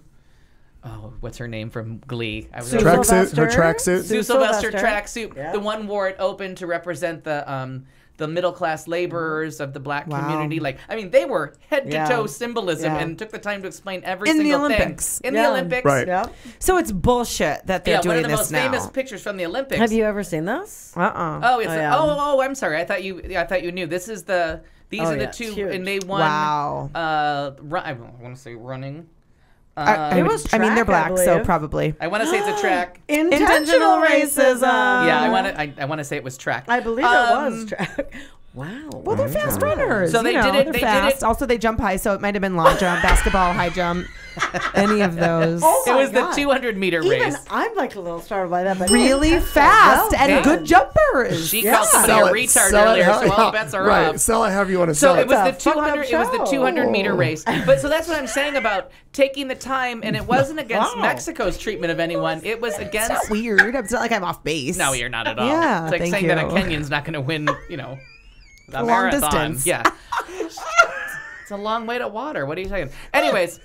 I definitely did not say that, though. Thanks, Al. The 500 meters sponsored by Circle K. There's the line. There's the line, and I crossed it. He was at least 6 foot tall, What they did was when he won the gold, and they made sure to do it when it was our national anthem being played. God damn it. And why are we now backing away from this with Sochi and gay rights? Why were we doing it for black rights, but we're not doing it for gay rights? And I recommend it. There's that point of Harvey Milk, when you watch the documentary of Harvey Milk. And which I just bought on Blu-ray, by the way. Yep. The little gay teacher that's standing there, and he's walking down the street with his candle, and all the black people are lining the streets, and they're watching this candlelight vigil for Harvey Milk, and they're like, "Where is your anger? Where is your anger?" And he just kept looking at them, going, "What?" And they're like, "Be mad! They just killed one of your people. Get pissed off." And it's the right thing to say. Like, where is our anger? Why are we not boycotting NBC? Why are we not doing these things? Like, you have to go I'm after watching the people with the GMA money. now, except for the 5:30 NBC News Hour. I'm sorry, I can't. You are so not consistent. I know. God damn. One more. I think we should start that. I think we should put that on Facebook, put it out everywhere. Boycott NBC. Make NBC do something. Because you have gay employees. Yeah. You're sending your fucking peacock is a rainbow. Yes. Right, but you're sending your employees to cover this, and you're putting them in danger. Jeopardy, right. Yeah, you're putting your employees in danger. And I'm sorry, figure skating. I can't say it enough. How many times can you say that? Ice dancing. There's something called ice dancing. And curling. So one more really quick thing That's when it bends at the end, right? I'm a well-known prostitute. Yes. It has a fork in it? And you are. One more thing in sports. This looks like something like progress, up and coming WWE. Now, I don't know up and coming. He's been in the WWE for like 5 or 6 years. Oh, he's cute too. Personally, Darren Young, born Fred Roser, which I don't know why that's important, became the first publicly gay professional wrestler in the most nonchalant way possible. He was grabbing his bag at LAX. Clarify that, please. Clarify that. Oh, I'm sorry. He was Not at the his airport. package. He was traveling. Yes, You well-known prostitute. He was just getting his luggage. Seemed clear to me. Just a traveling. Very not well-known, not prostitute, but he was picking up his luggage at LAX, and a TMZ cameraman very randomly, they're always trying to get you, kind of. And he said, "Oh, would it be okay if a gay wrestler came out? Like, all these gay sports people are coming out. What do you think about wrestling?" And he goes, absolutely. I mean, look at me. I'm a WWE superstar. And to be honest with you, I got to tell you, I'm gay, and I'm very, very happy right now. At that point, the recorder about fell the fuck over. Oh He's my like, God! Sure. The reporter, yes, you Yeah. know they like basically use their iPhones Right. to record this shit, and so he was like, "What? Gotcha journalism. Yes. Oh, but the person that got Goddamn gotcha Sarah was the Palin. reporter. Well, the reporter. That's what I'm Right. saying. Right. The reporter. I love that. He's like, Yeah. Oh, it's great. Huh? What? Right. Son And of a then bitch. he said, "We're all adults. All sports are physical. When I come to work, I come to work. Business is business." And then that was it. And then he walked away. Ladies and gentlemen, he wears a singlet. I'm going to help you out with something so you can do the hell European. does that mean? Oh my God, could this be written any smaller? It would be Darren Young, knee Fred Roser. Thank you. There's that. That's how you say knee, which means Oh. born as. Neat. That's good because I know that, but I didn't. Not now. You Not apparently now I didn't. didn't, but I do know that. So That's always a fun thing to throw into It's- conversation. it's good to like put. You know, I have heard that. I know that, so it's good to put it back in the brain. There's N-E-E. And that is the news in sports. Sports. All right, it's time for Death Watch. Everybody's still alive. Dr. Drew. Well, seriously. Anyone and everyone Do we have that I anything put to do on with there this? is recovering. Nothing. And even the people playing Nancy Reagan are still alive. I thought she had great hair, though. The I gotta tell prequel you, I saw. the fact that, and I'm so excited about it, that Nelson Mandela's doing better, because I'm not wishing that, but fucking seriously? And there is a movie coming out this fall. Because you know when you go see a movie, your previews are designed for your audience. Sure. Nope. Here it is. I'm not sure how this is Death Watch, but we're getting No, there. it's Idris Elba. Idris Elba plays in a new movie, Mandela: Long Walk to Freedom. Idris Elba, who was on the Big Star. He's actually British. He's playing Nelson Mandela with Naomi Harris as Winnie Mandela, and it looks really good. I saw the Really? previews. Okay. Excellent movie. Released sometime this fall. I want to say October. Okay. And looks really good. Oh, nope. 3rd of January 2014. So they really... Well, it'll be later on. No, it's got to be for Oscar season. I don't know. But that looks really good. So When's Oscar cutoff? Oscar cutoff is you have to play for 1 week in Los Angeles in a movie theater before December 31st. Okay, gotcha. 7 consecutive days. Well, I don't So know. is the January release date on that a national? No. And then they're going to do a weekend. Right. So they'll do the week and then limited roll it release. out later. Right. So it'll be one that they'll throw out in award season. Although I don't know why they're bothering because Oprah's got this sewn up. Well, kids. she got that shit tied up. Well, there you go. Well, I don't know what to do. I don't know. I don't think anyone's going to die. I don't know. We'll maybe be surprised. Ever. Because there's been a lot of Well, not if I say their name. Well, there have been a lot this week of people that we never would have expected we would have got crazy points for had we known who the fuck they were. Right. If only I had known. If only we'd have known. And if that girl on the 70s show had stayed a season or two more, I might have paid attention. She was the blonde girl that played the older sister of Eric Foreman, who. Right. Oh no, maintained- but she left. They No, I understand that, but I'm just saying for those who don't know who we're talking okay. about, she was the older blonde sister of Eric Foreman in the 70s And show. she had fabulous Farrah Fawcett. They hair. worked that out. They did. But they really did get rid of her early, and I'm not sure who. Probably her. But no, what? I mean, she probably was a drunk. It turned into that family. What's the Michael J. Fox show? Family Ties? Family Ties was supposed to be about the parents, and he was supposed to be a supporting character, Oh. kind of like the What? Fonz on That's right. Happy And Days. it became about him. But it became about him. And Happy Days, the Fonz was supposed to be like a semi-recurring character, and they had to kill off a son to make him the star. Like all of a sudden, a character disappears after the first season. And I think that was the case of that 70s show where like... Was that really supposed to be about the parents? Yeah. Oh, yeah. It was supposed to be about very liberal hippie parents raising conservative children. Like, yeah. Completely back. They yeah. flipped that. Oh, they flipped that But we immediately got- because he was so charismatic. But I that was they so had happy to we switch got it. we got Wilmer Valderrama out of that show, and And that's why I can't. I don't know You if love I'm it. not sure if Ashton Kutcher or Wilmer Valderrama. I'm not, and I love him. Love him. He's in an episode of or either Mad TV or SNL where he plays Eric Estrada in Chips and wears a tight uniform. I think it's SNL. And I was like, oh, I don't know. No, I take that back. It was Mad TV. It was Mad TV. Yeah. Oh, you're right. And that's He what was I'm like, he also was out here emceeing a fashion show that Stacey J and I went to go see. Yeah, He was it in was the a while city? ago. Yeah, it was like Oh. maybe like within the last year or so. I mean, it was in. He used to have a he show. may be a well-known prostitute, but you are And he was stalker. HOTT. We He had is. we had like front row seats. He's hot. No, going- And I saw that thing coming at an absolutely inappropriate age. And probably, and I'm gonna guess uses a Magnum. Just a guess. Just a well-known prostitute. Wishful thinking. Yeah. But the other thing that he does, he produces a show for Disney. The show's called Magnum Condoms. No, it's RS.com. The show. No, it's an animated show called Handy Manny, and he plays Same a thing. little synonyms. Handy Magnum. The character is his name is Manny, and he's like a fix-it guy around town. All of his tools talk, and they teach lessons to kids because he goes and he fixes, a clock for this store owner. He fixes a table for this person. So it's a story about Clayton McKee? Could be. It really sounds like it could be from what you just described. But there's a young Mexican in the story, so come on. But the difference is he actually can speak Spanish in his series. Oh, see. All right, here we go. We are going into a lovely segment that we allegedly call Thoughtful Vulgarity. And now, Thoughtful Vulgarity, where we, in the studio, try to make ourselves slightly less shallow, which is not hard to do. We will ask one question of the panel and have them try to answer it while fucked up drunk. Because you know at home how well it goes when an important question comes up 90 minutes after alcohol has been served. Politics, religion, why not? You're fucked up. What could possibly go wrong? Who could you offend? You've been warned. Good luck. Well, we have a follow-up question from last week's show, shit. hour 6. If it has anything to do with that goddamn quiz, I'm leaving. No. Just kidding. That was. I do think that was fun. I saw It my was show fun. notes on my thing Yeah. before I came in, and I'm like, oh, that was kind of fun. I got none of it right, but it was fun. And because I'm a little bit more sober this time, the importance of the Erie Canal is it connects the Atlantic Ocean with the Great Lakes.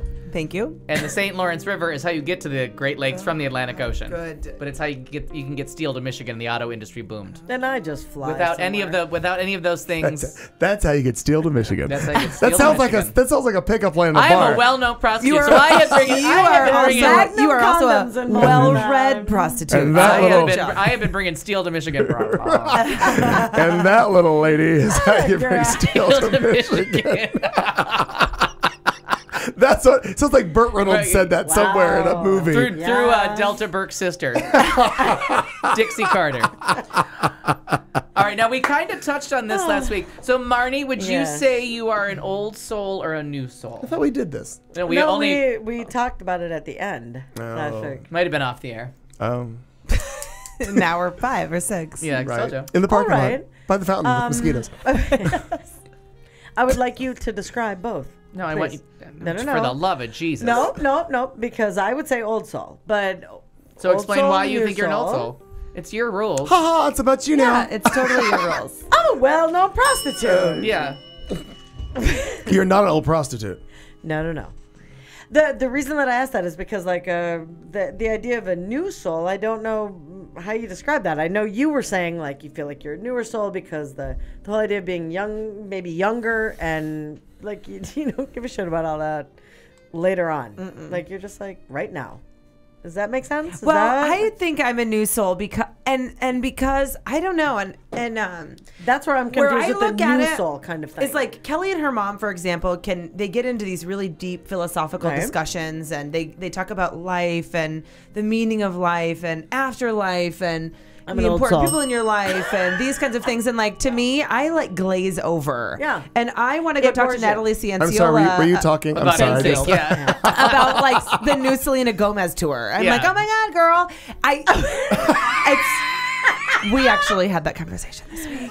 Sadly, I believe you. Yeah, I believe that was you. not a metaphor. And I'm trying to figure out who the fuck that is. Yeah. So good. But I'm an old soul. I guess Selena Gomez used to date Justin Bieber. Thank you. I guess I just don't Does not help me. I don't get in. I just don't have that piece of my like brain or my heart or my soul or whatever that is just super deep. I'm not a deep person. So we couldn't sit and have a conversation. It's good to know you're I not. think that I could sometimes, but it's just not who I.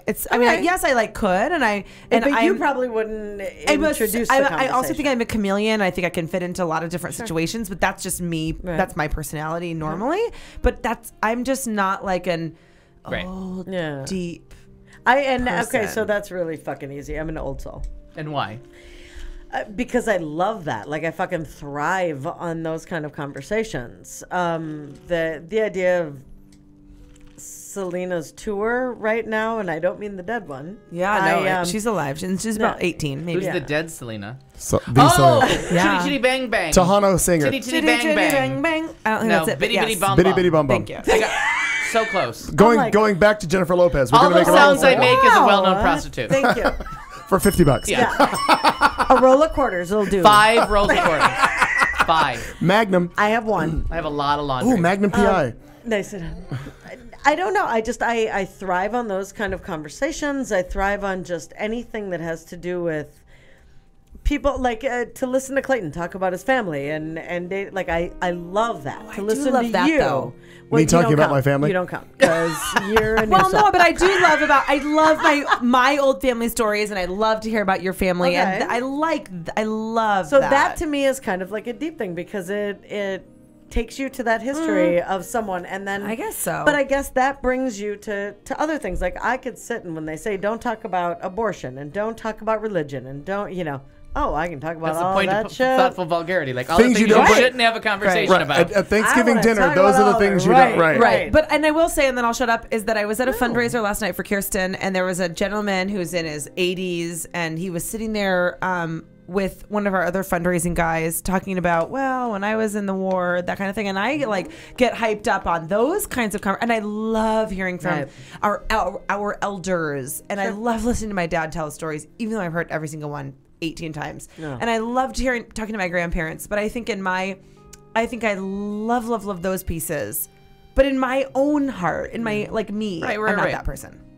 No, and I completely respect that. I mean, that whole kind of meaning of life of just I love any kind of different kind of conversation about that stuff. So I guess that's what old soul, new soul, I don't know what the fuck that means. Yeah, it's your own definition. Yeah, I mean, that I will talk about anything, anywhere, and more importantly, I will listen to anything, anywhere. 'Cause And more importantly, go ahead. You're a well-known prostitute, so you have to talk about anything, anywhere, and you have to listen to anything. And I'm doing anything. And for anywhere. listeners at home For that are still roll that have stuck quarters. around to the end, I'm doing the California version of Stolly Bali because we're doing some kind of California champagne, and I'm doing California vodka. Sky. Oh, good. Because I'm avoiding the Russians. Clayton McKee. I'm sure you are.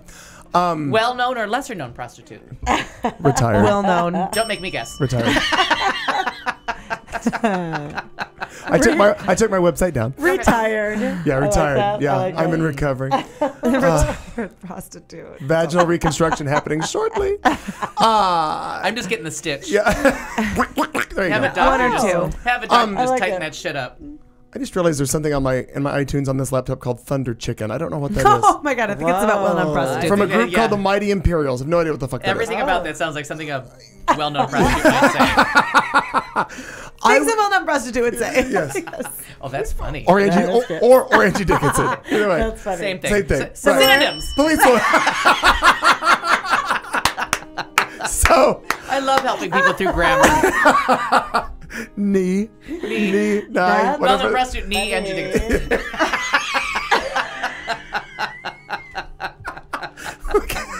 That's fantastic. on your knees. Takes a lot of coffee. Yeah, there's that. Hands behind your head. Based on assume the position, hands behind your head. I'm either a well-known prostitute or I'm midway through the Macarena with no clue as to how to go on. Knee. Well, maybe your ankles behind your ears will help you remember.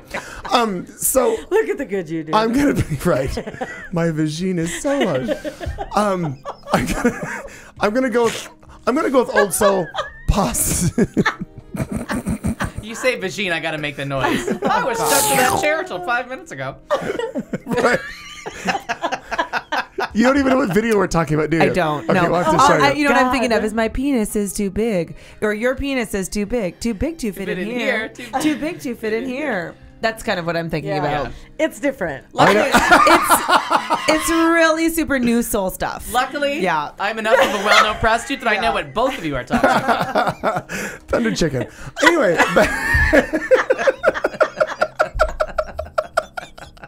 I'm gonna go with Old Soul only because I have such an affinity for trying to, like we talked before. One of my things has always been to preserve so many things. Like I don't oppose new, but I'm always trying to protect or preserve what was or what is. I mean, for God's sake, I have a 1967 Filter Queen vacuum just because I can't let it go. Yeah. And, that's a lot hoarder, of stuff. dear. That's No, I disagree, but a lot of things from Winx. I mean, just you're on the spectrum of hoarder. I'm gonna write a nasty letter. I'm a Windshield wiper. Hoarder. I'm a well-known hoarder. Not a whore, hoarder. Hoarder. Different Yes. synonyms. Very different. Synonyms. If I give him a roll of quarters, he'll keep Antonyms. them. Yeah. Scratchy vagina. That's an antonym. Because no one wants to get in that. Oh no! Even for the price of one roll of pennies. I am gonna say old soul only in that aspect. I like to preserve things and or history, and from that aspect, I would guess. Yeah, I agree. And I just had to go old soul because whenever something, I was wondering what did it come from? Like I want to see this Stoker movie which just came today on Netflix. And then someone told me, oh, it's a remake of an Alfred Hitchcock movie called blah, blah, blah. Beware of Uncle Charlie. I can't remember what it's called. Beware of Uncle Charlie. Shadow of a Doubt. So I was like, I can't believe there's an Alfred Hitchcock movie that I've never even heard of. And I was so intrigued that I got the Alfred Hitchcock movie first because I'm like, where did it come from? It's not an original story, like 3:10 to Yuma. Like I had seen the original years ago, but every time something new comes out, like where'd you steal that from? Where's it come from? What do we need to know? Where's the past? Like, why? Where did all the names come from? The royal baby. Like I want to know like so much from before that I feel like I kind of have a connection to well, of course I wish I was alive in the 1970s. Old soul. Yeah, I want to there's so much of history that I wish I could have I was a well-known prostitute in the 1970s. And that's not a lie. No, true story. The 80s was really its productive years. Pretty Baby with Brooke Shields was about that me. That was your prime.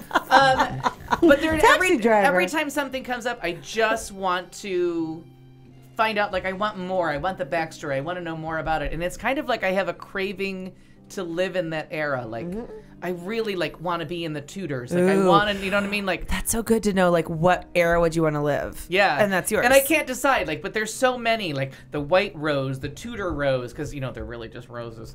But there's all those different times. Where I think you would shit yourself to walk into Studio 54. Again, remember? Oh yeah, God. but no, I did like that in the day. No, yes, in the day I would have stabbed each and every one of you to get there.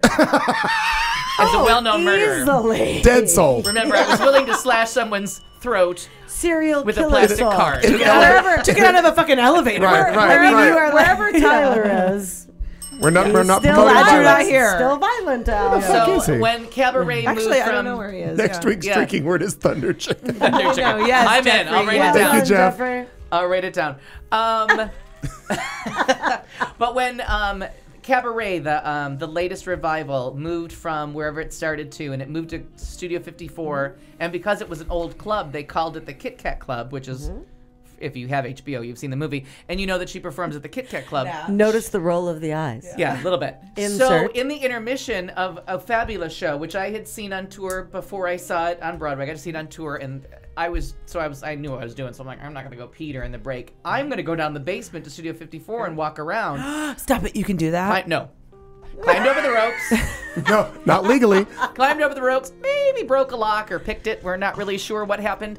Got in, wandered around, and got kicked out. But I was like, but I have a ticket. They're like, well, go watch the end of the show. But please don't do any more damage. Don't ever do that again. But I just wanted to go and feel the ghosts. But were you in there? Yeah. Like, is it cool? Yeah, That's cool. awesome. I mean, it's empty. There's nothing down But there. it was cool to be there. I was just smelling the cocaine with Liza and the well-known prostitutes that were probably They were really there. Yeah. Prostitutes, gigolos, hustlers, all and the I was above. just thinking, you know what? For about a year and a half, probably about 5 years, the last song of the night was always "Last Dance" at Studio 54. Last Dance. Exactly. And I'm like, this is my palace. Wait a minute. Who sang that? Never heard of her. I don't know. Lovely woman. I think she's a well-known prostitute. Yeah, that's what I've heard. Oh. A bad girl. Maybe. Looking for a lover tonight. Last Dance. All I want to do wonder- is sing that song now and dance Does she to it. work? Hard. For the For the money? Mm-hmm. But you know what the worst part is about that story? She never did. She was so annoyed by everyone because she recorded albums in like 4 days that people were like, we need you to come in and redo the vocals. No. And she would never do it. And they'd be like, well, you got to come in and record. I'm going to go shopping. Fuck you guys. And they would tell her, like, there's going to be a dance move. She's like, no, the audience dances. I'm just going to stand here and say. And they would try to teach her dances, and she would never, like, no. No. That's not awesome. going to happen. She would just stand on the middle of the stage and be like, I got this voice. You That's do what great. you guys Yeah. got to do. Right, Because I'm going to be singing. Well, and she did that to the end. Because I love that. even if you watch the VH1 special back, is it 99. 99, when she literally did. The backup dancers did their little choreographed thing. And she just just stood there with a mic out to here and belted. Yeah. She never did anything. I wish so We're funny, talking about like, I Donna can Summer. sing. For those of you who have no fucking idea, she's a well-known prostitute, Donna Summer. I only know that because, like I said, that sometimes her Christmas And album also- pops up on my And that voice bigger in Texas, and she just holds the mic up here and she's like, back off, people. What about? I wish very every busy. club played "Last Dance" as their last song. They did, for a long time they did, Sure but they that did. era's gone. I feel like maybe I've been to a club that did that once. Here's what annoys me about that. Now, there are many recordings of her doing Last Dance. There are the two. I need to download it right now. There is the. How do you not own it already? No, there's the soundtrack version from Thank God It's Friday,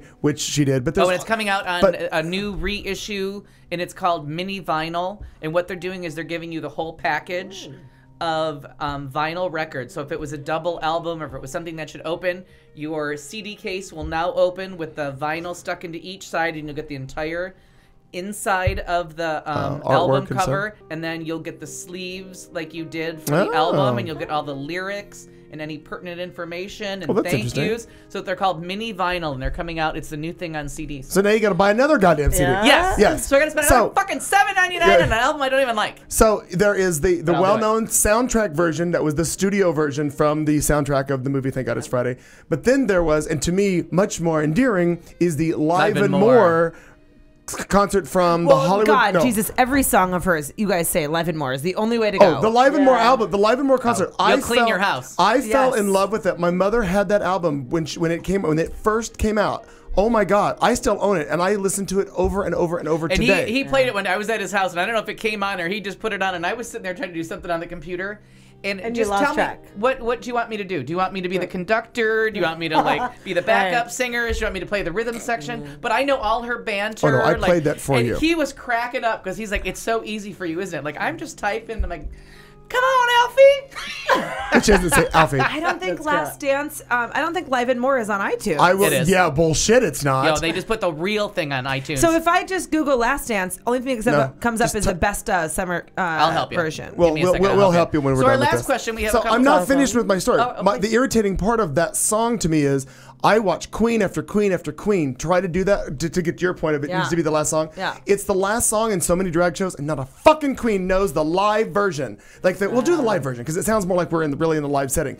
Learn the goddamn song. And Where are the breaks? Yeah. Where are the lines? Where is the dialogue? Yeah. Drives me crazy. Yeah, and the Oh, yeah, the one you year had we to did have seen we did that. a There's we did a dialogue? movie. Oh yeah.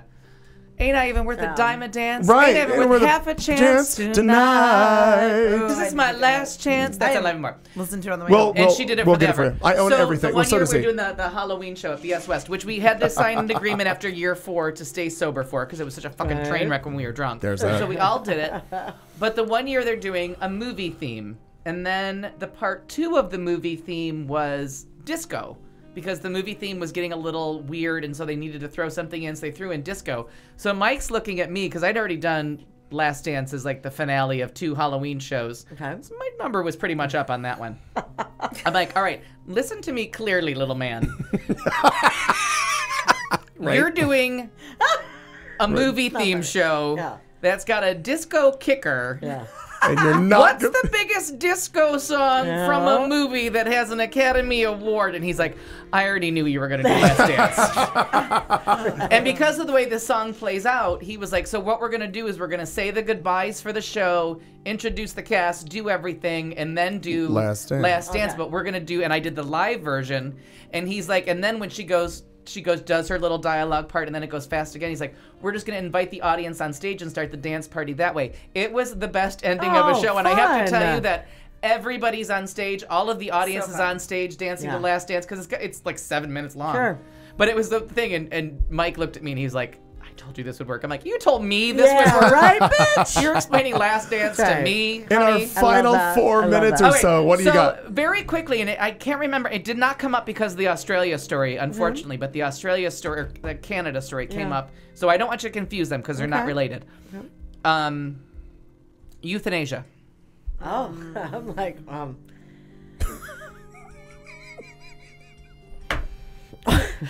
Two different things came to mind. Yeah, the euthanasia. How do you feel about them? They're making all your Apple products. Very thankful. And thank God for them. Katie June, you go. I'm all for it if you are at a point of like total terminal illness and you're miserable and you're horrible and life is bad. And there was a. So what if I got to throw a B in here? What if you decide that you're terminal? Like, what if it's not a medical diagnosis, but your own diagnosis? But you're done. I don't know. Like, you're done. If I have Lou Gehrig's, I'm done. I don't know. I don't know how to answer that. I do know that I heard an article recently on NPR about two brothers that had the identical twins. They had this horrible disease. They basically went blind and deaf, and before they like lost all of their faculties, they said, "Please kill us." And they were euthanized, and their family was devastated. They were against it, but they understood. From where? I can't remember. Okay. It's in the United. Maybe it's European, but regardless, it was recently on NPR, and they were just debating like the sensibility of it, and they said, for the family it was hard, but for these guys, they went blind and deaf, for God fucking sakes, in their like 40s or 50s. Just end my life. But can you live that way? But everybody has their own. Right? Everybody has their own tolerance. Well, and for these guys, that was not livable. Yeah. Well, and thank you for doing that, because I was putting the two together. So that's why I just went to Katie, and usually I won't do that. But the idea of, like I said, with Lou Gehrig, something like that. ALS, right. A friend of mine that I went to Shame David college Niven got with- it second, because it'd be called the David Niven disease. But damn it. Second on the train. Go ahead. But David Niven, still dead. A friend of mine that I went to college with, her brother had ALS, and Kevorkian was someone who did the assisted suicide thing. Right. So we had a lot of discussions about assisted suicide and the whole 9 yards. I am all the fuck for it. Okay. And if I'm in a vegetative state, if anyone else that I love is in a vegetative state, and they're like, trip over that fucking cord, because that's what I've said. Yeah, pillow therapy. Trip over that cord. Pillow to face therapy. Absolutely. So, I mean, but as far as if I decide, it's not medically, like the doctor's like, there's a chance, fuck off, because this is where I'm at. Right. But are you ever at such a low point that you say, I'm done, but then you come back from that point? I don't know. Yeah, no, I mean, you're exactly right. So I'm going to move on, Clayton. please. I'm going to go with yes on that, because I've seen too many people that were terminal and were failing. I think we could agree probably on Woody would be one who we knew his time was coming, and we watched him suffer to the very, very bitter end, to the point of being on a respirator when his mom was flown in so she could say pull the plug. So I've seen enough of that. My grandmother had Alzheimer's. There were so many things that I'm like, there's no good outcome to any of this. We're not good. Life improvement is not happening at all. There's no sign. So I'd say yes. You, Al?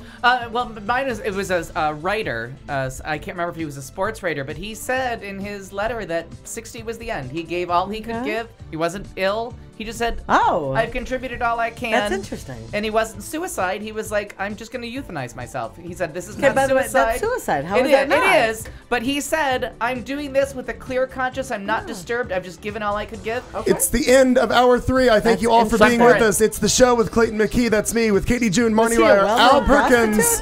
We'll be here next Tuesday. We will leave you with this. We will see you next Tuesday. You've been listening to The Show on Q Talk America.